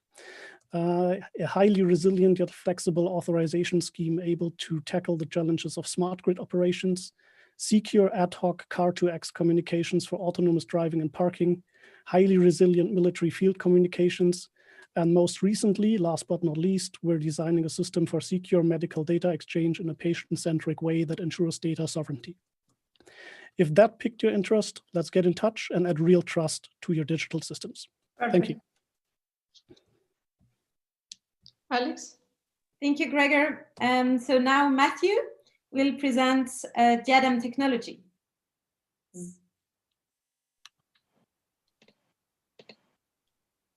Yeah, hi everybody. Sorry, I was trying to come off mute there. Just bear me a second. I'll share my screen with you. Yeah. Great. Can you see that? We can see it, yeah. Brilliant. Okay. So, yeah, my name is Matthew Almenshaw. I'm the CEO and founder of Diadem Technologies. Diadem's all about trying to build a better contract and billing world for mobile network operators. So, some of the problems that we're finding in the network operators at the moment, I've worked in as a project manager for network operators for over 10 years, and some of my colleagues have been there even longer, is that the traditional billing systems can't deliver good billing transparency for customers. So a lot of complaints are generated by billing disputes into mobile network operators, and that costs a lot of money. The other issue as well, we find the problems with flexibility. MNOs increasingly want to deliver innovative propositions to the marketplace, but contract and billing systems cannot, traditional contract and billing systems cannot deliver that easy enough. There's also problems about communications direct to customers, and a whole issue about traditional systems not being scalable to new challenges. So we're building a blockchain-based solution, which builds in direct communications with customers, a shared view of bills by placing contracts and bills on the blockchain, flexible product and tariff structures that can respond to new types of products, and the inherent distribution and decentralization of the blockchain brings obvious benefits for both operators and customers. The infrastructure consists of a control center, a smart contractor, and a subscriber app, all combined via the smart contract. I'll gloss through that slide because we've already talked about some of the benefits. We've got a massive market potential here, with mobile revenues reaching over 1.5 trillion in 2016, and huge, over, I think, 14 trillion global usage events every year, which is a massive potential market. We're building our team. We've got a strong technical team and lots of experience in the telecom sector, really good team of advisors as well. And based in London at the moment is our registered address, but we have offices in Switzerland and Germany. And I think I'm running out of time, so just want to finish up by saying, if anybody wants any further information, and please do contact us on the addresses there, and we're happy to give any further information. So that's the picture in Diadem. Thank you. So I guess, Christoph Howard, this is your time now to tell us everything about the label CyberSafe. Yes, with pleasure. Can you see my screen? Yes. Okay, that's great. So hi, I'm Christoph Howard, General Secretary of the label CyberSafe. The label CyberSafe has been developed by representatives from business, public administration, academia, and civil society, and together they define the requirement of the label. So the label is addressing an important issue, that is SMEs and cybersecurity. Nowadays, SMEs still largely fail to protect themselves from cyber attacks. According to a recent study, 65% of the SMEs feel concerned about the cybersecurity, but only 1% identify the cyber risks. Why? So first of all, because there is a lack of understanding about cybersecurity. The cost of existing cybersecurity advices might also be too important. There is also the lack of competencies within SMEs, as well as often a lack of trust between SMEs and their IT providers with regard to what has to be done to improve cybersecurity. So the label tackles these challenges. First, by translating cyber risks in Swiss francs, we allow decision makers to address cybersecurity from a cost-benefit analysis and provide them with a prioritized action list to improve their cybersecurity.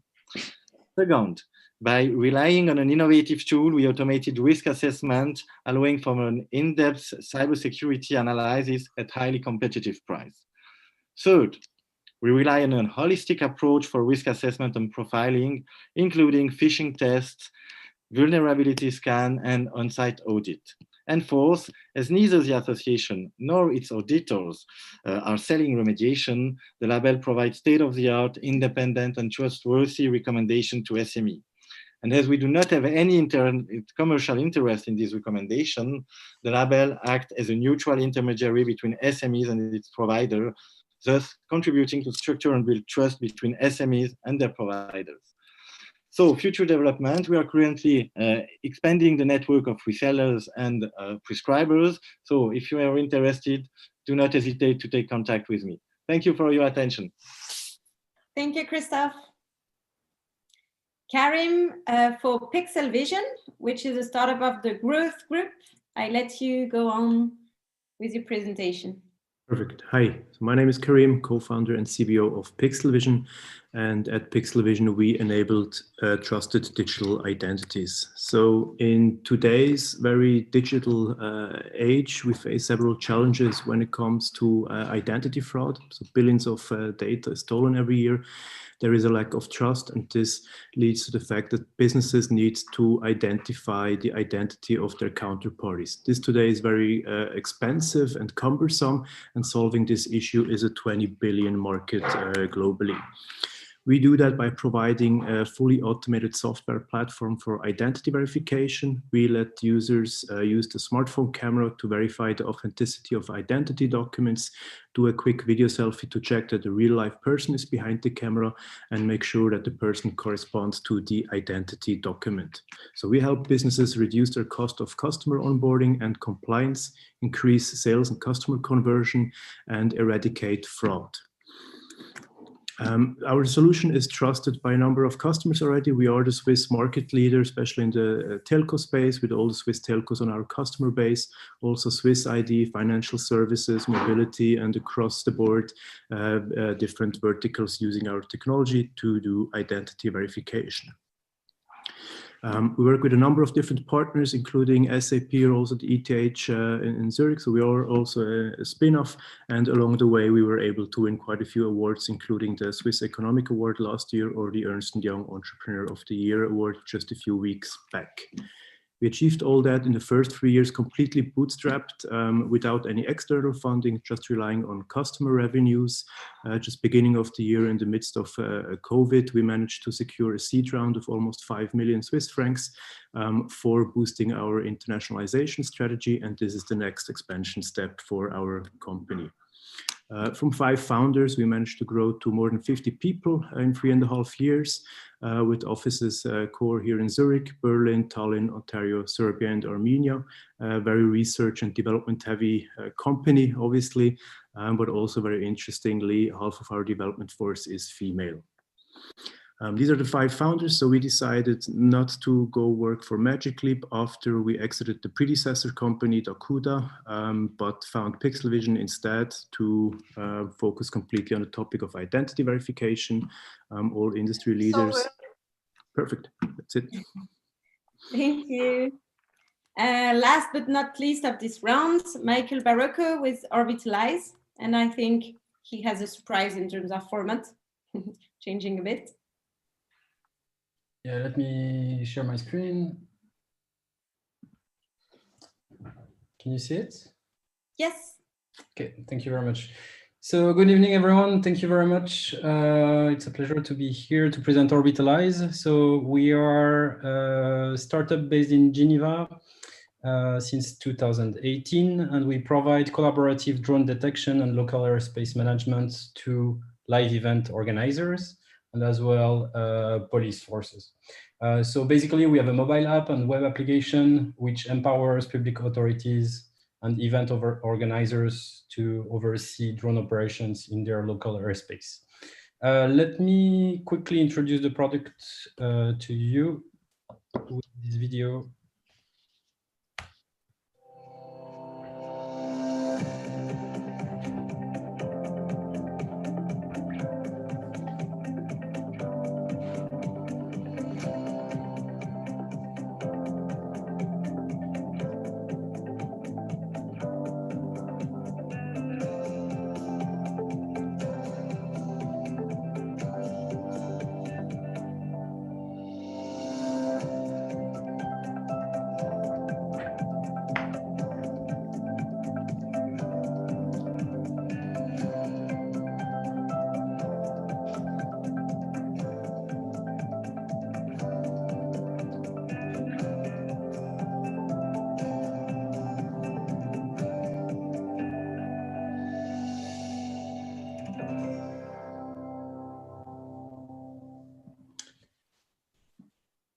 So what we do is we provide agents on the ground all the digital capabilities they need to check if a drone is authorized or not, and if it's not, all the things to gather investigation material and share it real time with the command center or whatever your setup is.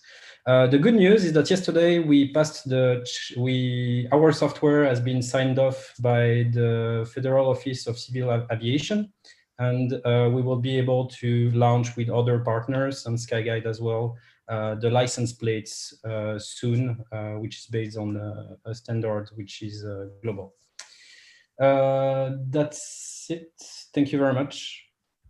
Perfect. Thank you. Perfect. And thank you, everyone, because this is not an easy task to pitch in such a short time. And you did it very well, all of you. So thank you so much for your commitment. That is great. Fabiola, I let you go on with the next. Now there is just a really small transition. I will ask all. Cannot see you. Okay, now you can see me. Better now. Yeah. I will ask all the participants from the next panel, please, to join. We have Dr. Hubert Ristoff, Felix. Please, is everybody online? Yes, hi, here's Sebastian. I don't have the permission to turn on video. Okay, perfect. Then let me solve that. So who we are missing from the panel? Okay, yes, Sebastian, let me find you. So I think, can you please start, Felix, making an introduction from our panelists? Yes, I will first dive a bit into the topic, then circle back to the panelists. Hi, everybody, especially a warm welcome to the audience, and thanks, Fabiola, for having us. 2020 has been the year of DeFi. While a lot of people have struggled having their money on bank accounts and getting any returns on that, other people have been using DeFi to get quite good returns at the same time. In a nutshell, what DeFi is, it's financial contracts and financial services packed in programs running on the blockchain, so without any intermediary party offering peer-to-peer financial services. But it's not all butterflies and rainbows, as a lot of money has actually been lost, unfortunately, in hacks and unfortunate events. The reason for that is that DeFi is built on a fairly complex technology stack, and unlike in traditional finance, where it's also true, it's more difficult to hide the technology from the end user. So actually, let me share a quick slide, which we will just have in the background for the discussion.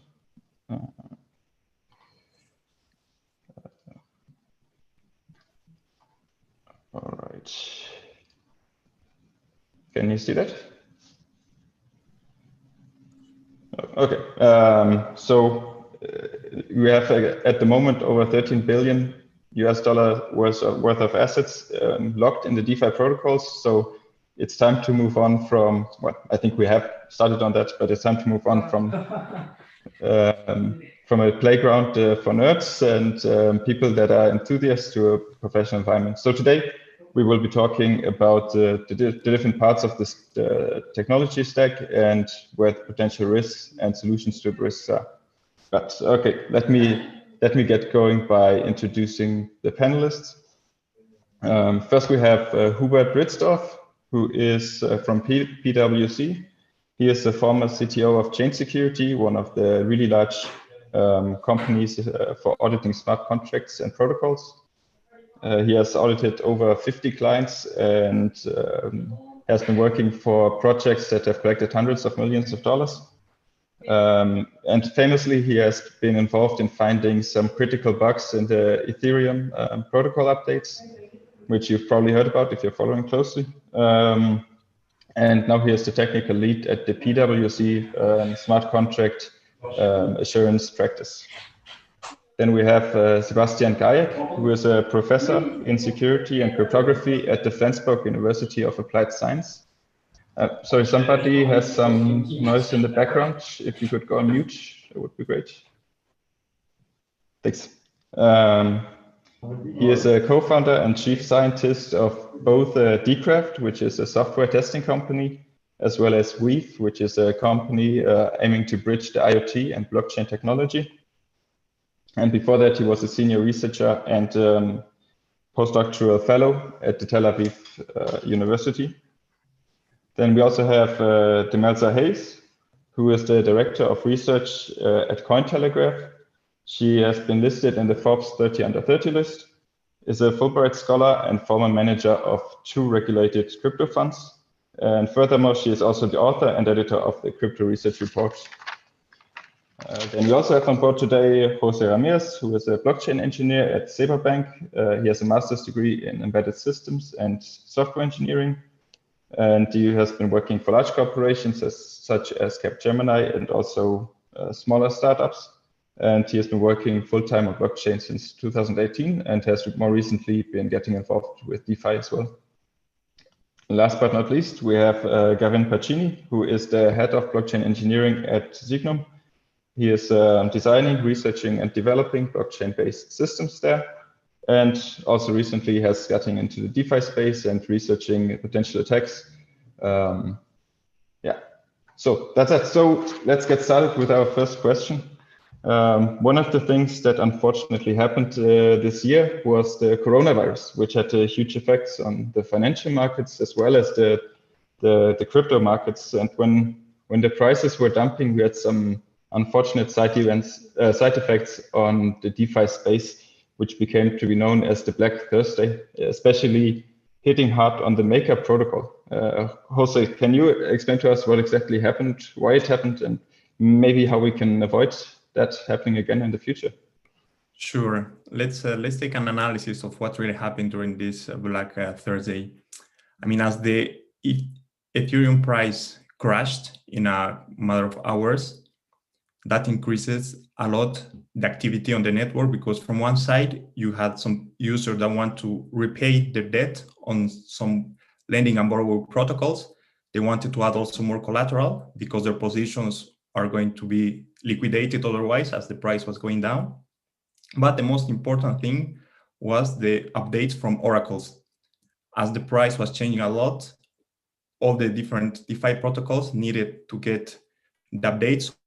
So the oracles were also filling up with a lot of transactions, and that made the network really congested. So the price were just going up, and at the end, the protocols couldn't get an updated price, a current updated price on chain. So when these oracles sent the price, there was a delay because of the congestion, and the borrowing and lending protocols, they were having lower prices in the protocols than in the external world. That created a lot of liquidation between all the positions, and most particular in MakerDAO, because how liquidation works is once the debt the CDP is under collateralized, they put an auction on it, and they have 10 minutes to liquidate the position from liquidators. So in this case, there were so many auctions that at some point, with also the congestion of the networks, liquidators couldn't really bid on every one of those. And at the end, there were lots of auctions, that had no liquidators, and some smart attackers saw the opportunity there to just bid it with zero DAI to get all the collateral from the debt. So actually, at the end of this chapter, MakerDAO had like a 5 million DAI on collateral shortfall. A lot of the users that had their collateral fully liquidated instead of just 13 or 15% that was supposed to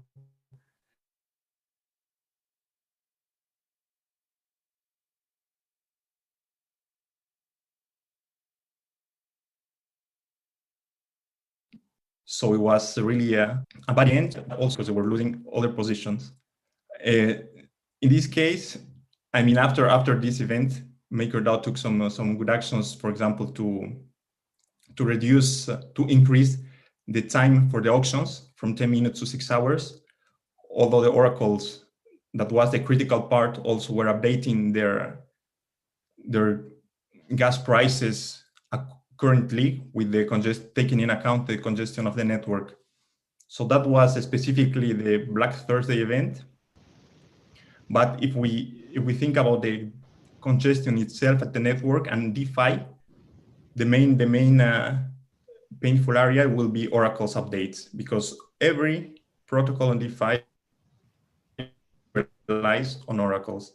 That if they can't get their prices up to date on chain, that causes quite a problem. And also, if the high prices, that's another point of view from users, they prevent small capital investors to get in to use as a liquidity providers, as a lenders for farming. If the high prices are really, really high, as it happened in September, with a small capital, you could not get into the DeFi protocols. So that will be the big consequences of those congestion problems that hopefully will be solved with if2 and second layer solutions. All right, many thanks. So if we look at our beautiful chart here in the background, I think we agree that the core problem for that is on the blockchain layer, and then it sort of ripples up into the actual DeFi protocols with the liquidations and into the oracles that sort of rely on the blockchain layer. Thanks, Jose. On to our next question, which is actually fairly tightly coupled to that one. It's the problem of front running that we are seeing in DeFi. Front running, the problem on the blockchain is that we see the intent of everybody that is participating before it's happening, because the transaction first enter into the mempool, and then I could potentially react and sneak in a different transaction before. Hubert, do you have any measures of how large the impact of front running is on the DeFi space? How much value is drained there? How it happens and how we can prevent it from happening in the future? Yeah, thank you very much. So that's a very interesting question. So as you mentioned, front running is kind of a necessary evil in decentralized systems, because we need to distribute our transactions so it gets to the miners, and while we're distributing it, others learn about what's happening. So in terms of the damage, it's hard to quantify exactly, because of course we don't know always precisely what everyone's intention were and who actually created which transaction before which other transaction. But it's definitely very measurable. And for one of the most well-known recent examples were that a number of security researchers discovered a bug in a protocol that allowed anyone to steal $12,000, and then they wanted to take the money in order to protect it, but failed to do that, and instead kind of were hit with this kind of front-running activity. So it's definitely something that's happening, and it's happening at a very automated way. So there's basically bots out there that are doing this on an automated level. Of course, this is not something that's restricted to DeFi. I mean, it's been known to happen in traditional stock exchanges for a long time. There's been countless scandals. There's all these kind of transatlantic cables that are especially put in place to do this or prevent this. So it's a known problem. The exact quantification is hard, but it's definitely common. Yeah. Thank you very much, Hubert. That's great insights. Do you, Hubert, do you, Jose, do you have any ideas, or do you see any projects that work on fixing this? And how would that even be possible? Yeah, maybe one that I want to mention quickly is Starkware, which you might be aware of, is a company that, as the name suggests, is working on these Starks, these kind of proofs of computation, which are kind of magic mathematics, which take like hours and days to go into, so I won't go into here. But basically what they can do is they can do these zero-knowledge roll-ups. And that's something that's already deployed today. So there's this decentralized exchange called Diversify. And decentralized exchanges are normally like very vulnerable to front running, but this particular one is not, because of this new zero knowledge technology. So that's something that I think is super interesting. That's coming up new, and they are now offering it for general computing. So that's, I think, something that one should watch out for in this space. And in that example, is the front running capabilities, is it just shifted back to the operator of the zero knowledge setup, or is it actually eliminated completely? Yeah, I think the operator has some power, but I don't want to say something wrong. The operator has some power, but it is largely eliminated. Let's say that.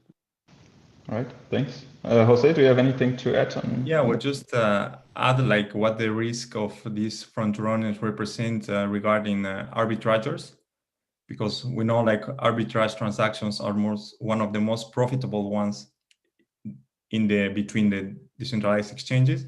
So it might get the real arbitrageurs out of the game, because they know that there are gonna be some bots that are going to copy their transactions, copy their arbitrage trades, and just front run of it.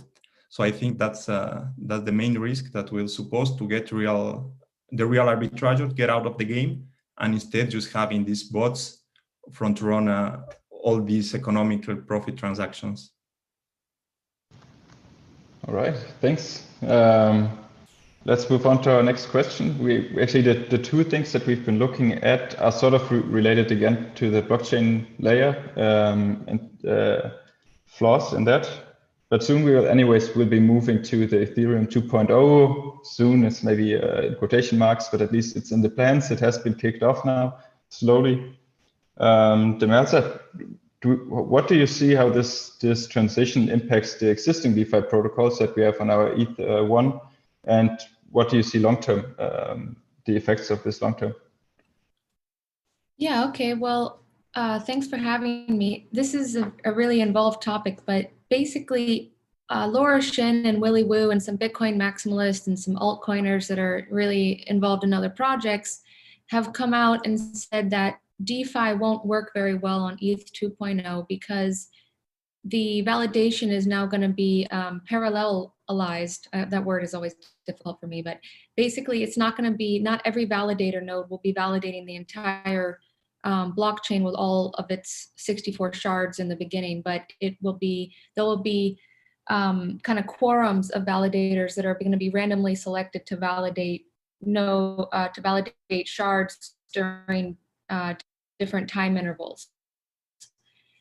Now, they say that basically the difficulty with that is that DeFi, relies on many different contracts. And if these contracts are being validated in an asynchronous method, that you're not going to be able to do some of these long atomic executions that DeFi requires, such as like, okay, I want to send crypto to Uniswap, and then I want I want to see if there's an opportunity to do this, and then I want the coins to be sent back to me in this case, and these kind of arbitrage, long with many different contracts involved of arbitrage will be difficult. Well, that's the first thing I'd like to address. In ETH 2.0, the worst thing that can happen is that DeFi works the same way it works now. So it's going to be costly, and there won't be a lot of transaction throughput, because you could just put all DeFi into one shard of the new 64 shards. So that problem is more, we want to improve the situation. We want to get fees lower. That's the goal we're trying to achieve. We want to get fees lower and get more transaction throughput. So first, the worst thing that can happen really is that this just becomes all of DeFi exists within one shard on ETH 2.0. Secondly, there's been some uncertainty around validation. So validation is changing. In order to get lower fees and in order to get more transaction throughput, ETH 2.0 is trying to do two things. One, they're switching to proof of stake, which should be relatively faster than proof of work. Secondly, they're introducing sharding. They're introducing kind of multiple blockchains underneath the big beacon blockchain. And so both of these mechanisms are supposed to basically increase, transaction throughput and reduce fees. Now, the second kind of uncertainty is that, well, ETH 2.0 is only going to offer 5% in return on average. It can range from 1% to 18% in return for a validator node. And people are saying, well, if it's 5%, that's not really high enough. And therefore, people are going to give their liquidity to Uniswap or to a DEX that's offering higher return, and they're not going to be willing to give up that that opportunity cost for 5% to be a node validator on Ethereum. So I want to say that this is probably also kind of fear, uncertainty, and doubt, because the thing is that when you give liquidity to a DEX, you have different risks, like impermanent loss. You have risks like the tokens that you get paid out in may have capital losses. You might, for example, unicoins, over time that they might gain or lose value. When you stake ETH, you're giving exposure to the capital gain side, and you're giving exposure to the yield. So if a lot of people switch to a DEX, then the yield on ETH validators will go up. It can go up to 18%. So I think that overall, there is some uncertainty. I'm not so concerned about the sharding aspect. I'm more concerned about the aspect of validation and seeing how the validation will work with proof of stake, and making sure that we successfully transfer to that. Now, Beacon's supposed to start in 2 weeks, but that's probably going to be delayed because we only have 100,000. People have only put in 100,000 ETH, and we need about 530,000 or so, I think, to actually start to launch that Beacon phase 1. Phase 0. Phase 1 isn't expected until 2021, late 2021, and phase 2 is 2022 and beyond. So we have a long period before this is even going to take effect on DeFi. No, absolutely. Many thanks for the insights, Demelza.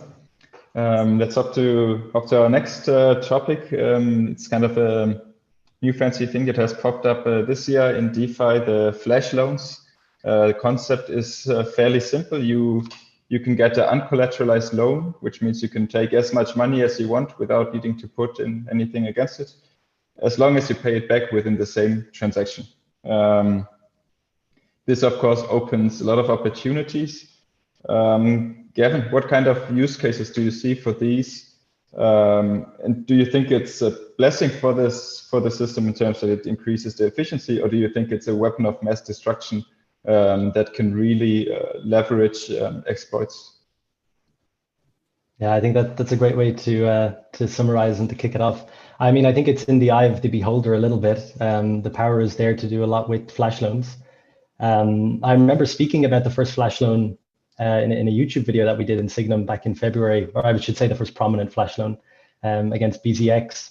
And with the speed that DeFi is moving at, I mean, February feels like such a long time ago in this space. And we've seen a lot more flash loans since then.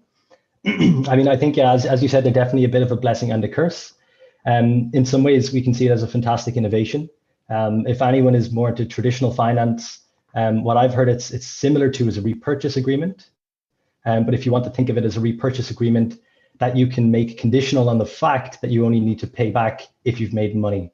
And this is absolutely mind-blowing that you can do all this in, as Demelza said as well, what are called atomic transactions.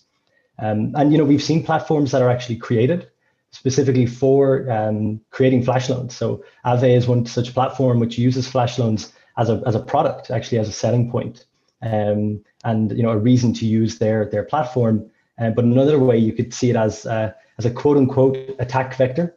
And I think it's very important to say attack lightly, because again, it's really more of a philosophical question, whether it's even an attack. You know, these are new ways that people can interact with your system, and you need to build with that in mind. So whether that means putting some mitigation strategies in place, such as we've seen with Harvest lately, and Value even more recently, that they're now saying they need to build with this in mind. And there's lots of different ways you can do this. Actually, to go again off what Demelza said, ETH2 might also make it harder to execute these flash loans.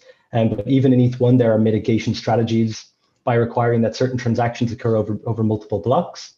But then the other side of it is actually that, for example, Uniswap says that flash loans are an important mechanism because they allow you to commit arbitrage and make for a more efficient market.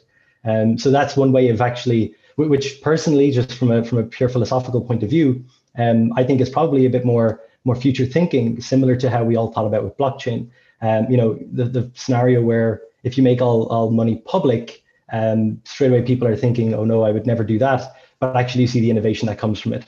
So I think my personal opinion is we'll see products that nurture this and see it as a brand new financial product and use it, such as Uniswap is for ensuring stable prices across DEXs, and taking it in its stride will probably be the way forward. But right now it's definitely both a blessing and a curse, and it's there for developers to use.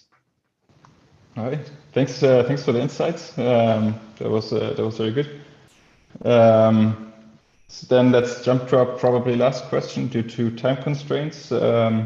On the blockchain, we don't want to have trust, or well, it's okay to have trust, but we want to remove the dependency on trust. And since we have a lot of pseudo-anonymous actors where we don't know who we're interacting with, we have to assume that a lot of these actors will act solely on their own financial best interest. So for people that are familiar with the concept, this will ring the bell of game theory and incentives. Sebastian, how for these protocols, how do you assess whether they are incentive compatible? And are there certain ways to model this and to mathematically prove that the protocol is incentive compatible, or is it more of I read the white paper and then it sounds pretty good? How do you approach this? It's a very, very interesting question, and also somehow related to ETH 2.0, where proof of stake comes into the game, because the mechanics underneath that consensus protocol are purely based on game theory, on no more say on cryptography or running time, like in the previous consensus version. So if you ask me, I'm very much looking forward how that kind of consensus protocol will work out, simply because a lot of people have thought about that from a theoretical point of view, from an academic point of view, and it somehow makes sense, but reality sometimes is different, because proof of stake is based on incentivization, based on tokens, and in particular on who has, say, the most stake in the game. And what I would like to see is now, when it really comes to concrete staking and to concrete amounts, whether, for example, the thresholds that are given are totally sufficient to incentivize or to disincentivize, most importantly, bad behavior. Yeah. So the theory says it should definitely work like, but maybe reality is different, because if, for example, I behave maliciously in a very particular transaction, I get, for example, my collateral slashed, but the behavior, on the other hand, can result in making much more profits than effectively losing my stake. And as mentioned, this is just a theoretical situation where this might happen, but maybe it will happen in reality. We never know, right? All we know is that billions of dollars are, transferred through Ethereum on almost a daily basis. So maybe there will be something like a, superstar transaction, which justifies that losing the stake actually turns into winning much more. Yeah, absolutely. It's all about the correct assumptions and thresholds, as I hear. Right. I think we are a bit running out of time, so we should jump to our closing question, which is a bit closer to the end user. And please keep it a bit brief so that everybody has a chance to say one thing. What can I, sitting at home with my ledger, what can I do to securely participate in DeFi? Like, what are the easy things to avoid losing my money? Yeah, maybe if you already have a ledger, that's great. So the second thing you should probably check for is whether the project you're using got a security audit. Thanks. Demelza? I would say running an ETH 2.0 node, because with a small computer that doesn't require a lot of, you don't need all the power. You can use Amazon Web Services or some other service to run an ETH 2.0 node, and I would say that's probably one of the least risky compared to the actual DeFi contracts. All right, thanks. Jose? For me, I will say you can use another protocol in decentralized finance, like an insurance as Nexus Mutual, that can get you the coverage for smart contract failures. So that would be, if you really are into super DeFi, a good way to get away some risk. So like a decentralized insurance against hacks. All right, cool. Thanks. Sebastian? I go for something very simple and obvious. Make sure that you remember your passphrase in order to reconstruct your secret key. That's a big one, yeah. And a very powerful one, by the way. Absolutely. Gavin? Yeah, all great ones. I mean, I think the paradigm has changed. You're not really trusting a company anymore. You're now really more than ever trusting code. So if you cannot verify for yourself and you need someone to trust, you'd want to be very careful and maybe interact with some of the very large ones that have been proven to be running. And they're probably also the ones that aren't giving you the best APR for a reason. So the risk reward ratio shows more than ever what you're interacting with, I think. All right, that's great tips. I'm really, thank you for joining. Really good experts here, really good insights. It was a pleasure to have you all. And then I will hand back to our mainstream. Thank you very much. Thank you. Thank you. Thank you.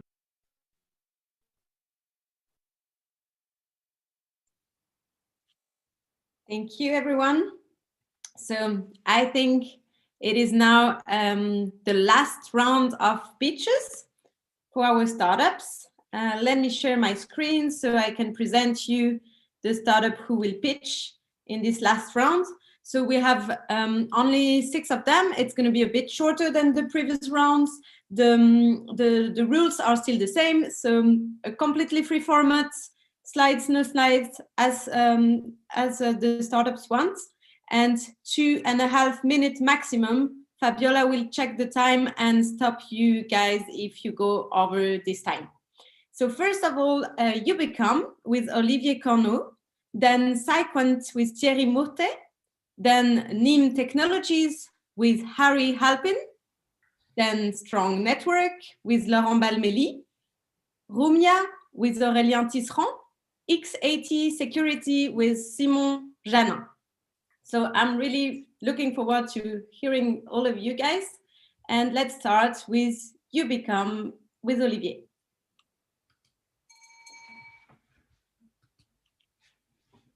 Olivier, are you in the call? Yes, I'm in the call. Good evening, everybody. Can you see? Yeah, we can see you. Good. Do you see my screen? Not your screen yet, at least. Uh-huh. Doesn't want to share. I don't know why. Excuse me. I cannot share. I don't know why it was working before. Okay, Fabiola, can you please check since I don't have the rights? Yes, it's possible to share it. Mm-hmm. And so, or can somebody else try?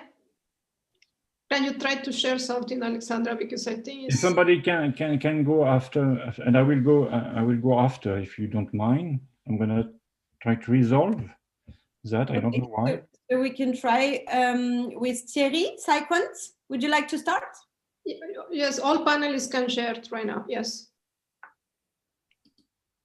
And here, sorry. Yes, it's working.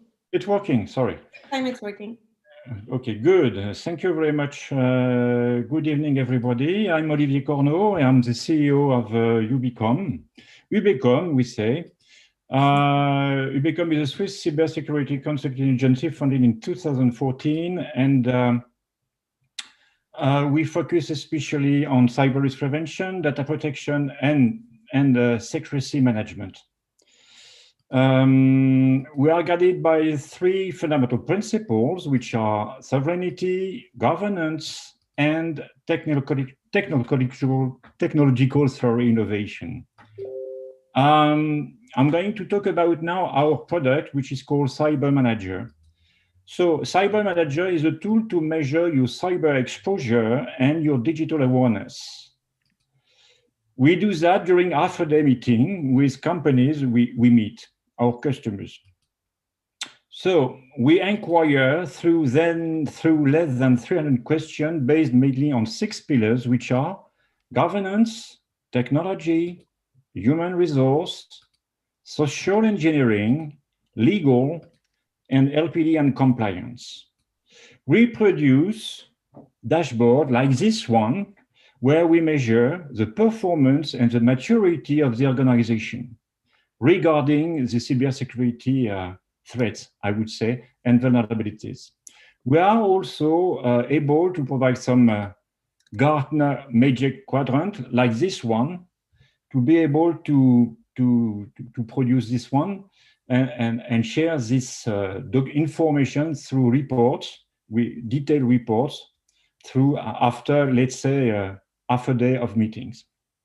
So, Cyber Manager is a tool able to provide a 360 vision of your vulnerabilities based on 100 questions that rely on recognized standards like ISACA, EBIOS, COBIT, SOX, in order to define a roadmap to correct them after.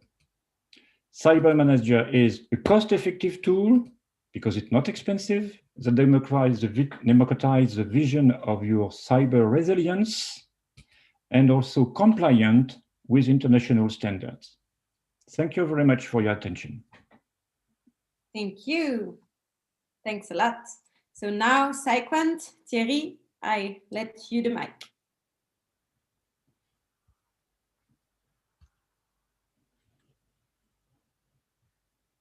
Thierry, can you hear me?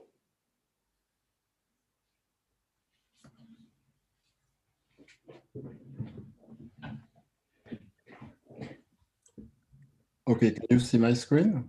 Yeah, we can see your screen. Okay, perfect. So,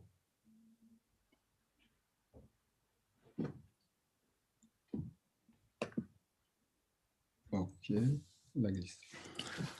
Okay, so thank you, Alexandra, for giving me the opportunity to introduce you to PsyQuant here today and Grazie Netherlands. I will start with use case. So sorry. So this is our team. So we are a talented and experienced team. Okay, sorry. I will close this one. Okay. And yeah, we have experience in a lot of your company, and I want to start with this use case. So it's basically Meyers Toblers. You might know them. They are a company operating in the construction. They have 1,300 employees.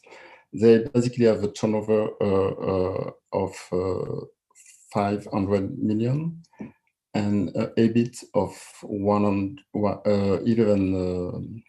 million, and the benefit is 1.3 million. What we can see here is that if we consider those three scenarios, we have one with no support, one with insurance, and one with PsyQuant. As they face a cyber attack with a total loss of 11 million, they had at the end of the year almost 10 million of loss, where with insurance, they face only a loss of 400,000.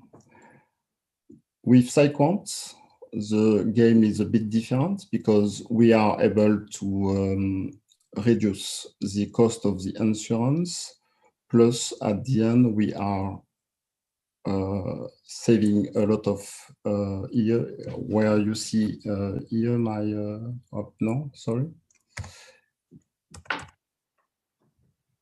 We are able to save the direct extra costs because they were not able to face this cost as we are doing risk mitigation. So at the end of the day, the cost for the company and in terms of benefit is plus 4.5 million. Our value proposition is that we are in the center of this Please, time is over. Sorry. Okay. That is the rule. Okay, thank you. Yeah, so please do not hesitate to contact Thierry if you want to know more about the value proposition. So now it's the turn of NIM Technologies with Harry. Okay.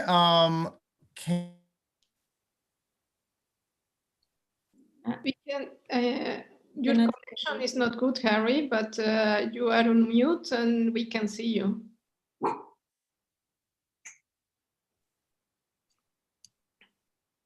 I think the connection of Harry is has a problem. Okay, let's switch. Yeah, let's start first with Strong Network and Laurent Balmeli.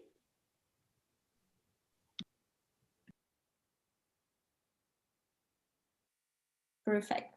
Yeah, can you see my screen? Yeah, we can see your screen. Okay, fantastic. So let me do this in 2.5 minutes. All right, great. So usually people collaborate when they jump collaboration on code development or data science. They will use GitHub. They will exchange data either with Google Suite, G Suite, or Microsoft Suite. They will use Slack and Jira. The issue is that, and then they work on their premises. And the issue with this is that everybody has their own version of Visual Studio Code installed locally, and there will be local data replica, everything, and everybody's managing basically their own infrastructure, right? So that's basically the ad hoc collaboration environment. What we do here is that we actually allow companies to deploy infrastructure, collaborative infrastructure, fully configured. So there are containers on Kubernetes, fully configured infrastructure as service. So this is the same Visual Studio Code, but it gets installed with TensorFlow. You can decide this machine gets 4 CPU, this machine gets 64 CPU. It is totally independent of the hardware. It's actually no copies of anything locally, and this is, you can do this worldwide. Then you have data analytics. You can actually, we have machine learning to determine, okay, this guy is trying to steal your data or steal your code. This guy is the go-to guy, the best scientist. This guy needs help. This guy is the best coder. And this is all like compliant with ISO 27001. So if you adopt our platform, you'll be 27001 compliant. And last but not least, we actually determine where you have created IP, and we help you file this IP directly on the blockchain with digital certificates. So it's, this way, you know, you can actually do defensive filing, basically to improve your, you know, your all the capture of your intellectual property. So applications, we can do a lot of, so we have a lot of traceability. This is what we do. We generate events. We do a lot of traceability across all the coders. And what we can do, we can automate the capitalization of R&D cost, assessing the values of software assets. So lots of companies do this. Normally you have to take an Excel sheet and account for everybody's hours, because here we know when everybody's log in, log out, works, doesn't work, is idle, everything. We know all the signals. You can do real-time business productivity assessment, intellectual property filing in complex collaboration framework. We know who did what. We know who worked on what. We know everybody's contribution, because everybody is generating these events. We do for data science, we do end-to-end data lineage, and we do also investor due diligence process. So this is all the application we can do here. So we raise a pre-seed. We actually working, we have a first customer. We even have our first revenue this month. We're actually going for a seed next year. And then we will actually democratize this to lots of customers. Right now, we're working mostly with the enterprise market. Industries is insurance. We started to work also with banking, but also working with companies that just need to be ISO 27. Time is over. All right. Thank you. Bye. Thank you, Laurent. And I think Harry is back in the call. So Harry, it's your turn with NIM technology. Okay, can you see my screen? Yes. Cool. Okay, so I'm going to give a quick pitch. Let me go back all the way. I was just testing that out. So we're NIM Technologies. We're a privacy company. We're building the next generation of privacy infrastructure.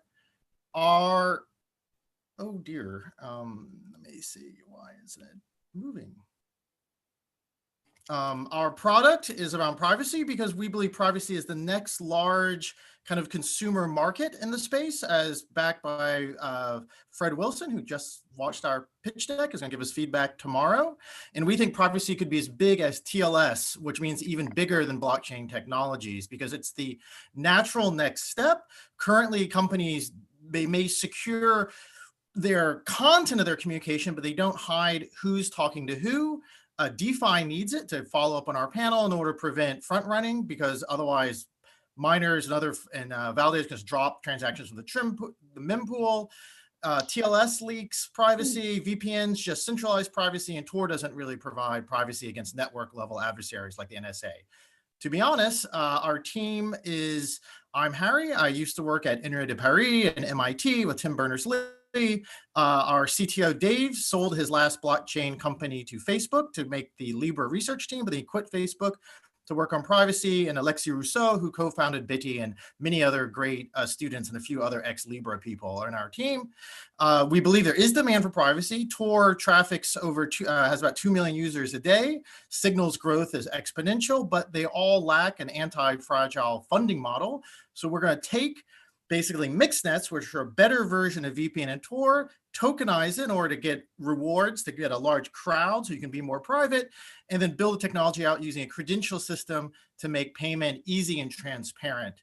Unlike Tor or VPN, we add cover traffic and multiple hops with timing ossification.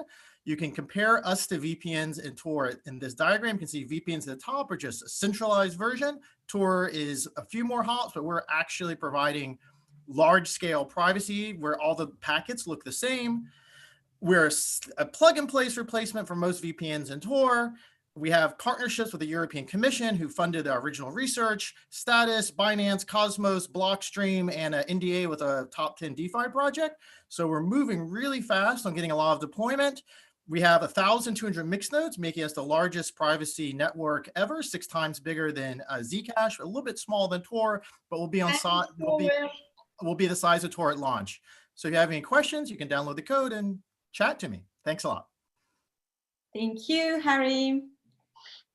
I'm sure now Aurélien will tell us everything about Rumia. Yes. Good evening, everyone. I just share my screen.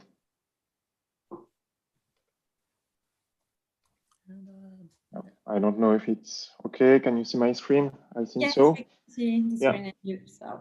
Perfect. So my name is Aurélien. I am the CEO and one of the 3 founders of an IT company called Rumia. We found Rumia in 2018.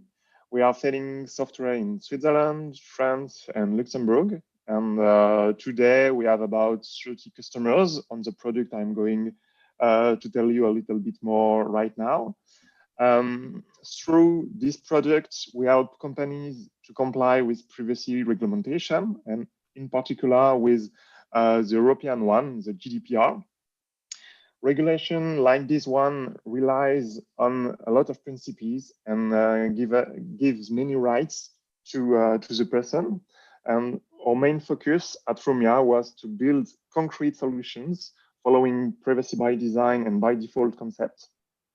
And the target is to assist company mainly through 3 different aspects. The first one is about request management. So to help companies to follow, respond, and have a good reporting on requests, right request management. The second one is about data breach management. And the last one is about consent management. We provide these solutions on a SaaS basis model. And our main strength is to be able to provide simple and secured solutions which can guide users on their day-to-day missions. And here you can find some example of user interface that we provide. And that's all. Thank you very much and wish you a very good evening. Thank you, Aurélien. We were supposed to hear XAT security, but I'm not seeing Simon in the call. Simon, are you there? And maybe I'm not seeing you. No. Okay. So I think we are done with the 3rd round of pitches. Thank you everyone for coming and for just play the rules of this not easy exercise. That was really interesting to learn more about your promising project, and I really want to. Anyway, we have somebody from he is who XAT security. Are you there? Can you hear me? Yes, I'm here. Perfect, perfect. So right now you will be able to join the panelist board, and then you can present because you were in the attendees section. Oh, okay. Why I couldn't see you. Sorry about that. Fantastic. So he can present. No worries. No worries. So everything is perfect. Hearing you. So can you see my screen? Yeah, not your screen. We can see you. Okay, so let me just do that quickly. Maybe Fabiola, do you have to give him? No, he has access. Everybody can share their screens. Everybody can. Yes, like okay. The right. Got it. I have it. All right. Sorry everyone for the little wait. So can you see my screen? Yes. Okay, very good. So I'm Simon, the CEO of XAT Security, and we introduced the 4th generation of cyber defenses. So as you know, there's been cyber attacks for a long time, and there's been cyber defenses for a long time as well. Where we come in is that we go from the 3rd generation to the 4th. So the 1st generation were manual defenses, where essentially a human would directly try to fend off cyber attacks. The 2nd generation came around in the 2000s, and it involved using heuristics, so essentially trying to understand particularities of some threats and trying to create rules to detect them. So it's still very much used today. And like since 2010, there is more machine learning based approaches that are trying to extrapolate what a threat is. So coming up from a vision of what threats were in the past, it's trying to predict a little bit, okay, what could be another threat? Those systems work sometimes, but they have a lot of flaws. And what we do is that we combine threat generation. So we proactively generate real threats to then generate automatic defenses to those threats. And so let me tell you a bit about remote attacks. So this is a typical cyber attack where you will exploit a vulnerability in a system to gain control of it, exfiltrate some data, customer data, private data, intellectual property, and then control the system to potentially install a ransomware, encrypt the disk to have a ransom. It's very, very nasty things that you can do with that. And this really touches all industries, whether industrial control systems, your smartphone, laptops, servers and containers, the defense industry, banking systems, everything can be exploited. If it has a computer, it can be exploited that way. So what we do is that we offer the highest detection rate at a very low footprint. So it's really deployed on the network. It allows you to detect those threats in real time. So you get alerted with what to do in less than 1 second. So this is what I told you about the fourth generation. So really, this is the natural next step where we become proactive. This is our team, Eduardo, my co-founder, and we have an advisor who published a paper with Google DeepMind on program generation, as well as an ex-Israeli cyber forces and PhD in cybersecurity from ETH Zurich. So try to keep it short. Thank you for your attention and have a good evening. Perfect. Thank you so much.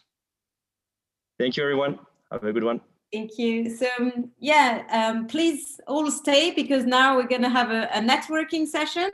I first of all want to thank everyone from Zug for welcoming us, especially Fabiola, who did so much for the coordination of this great event. And I think Lenik, you would have the final word also from the Trust Valley. Yes, thank you. We will share with you a link to go to the network session if you want to continue for 20 minutes with us and to discuss with panelists and with the startup. I really want to thank you, Fabiola and Ralph. It was really great to be with you on Zug and see you for the next time. And go to the networking section now. Yeah, I just shared the Zoom link in the chat, so you can all access this Zoom link, and I will create breakout rooms, maximum 2 people per room, 10 people, sorry, per room, and yeah, so join us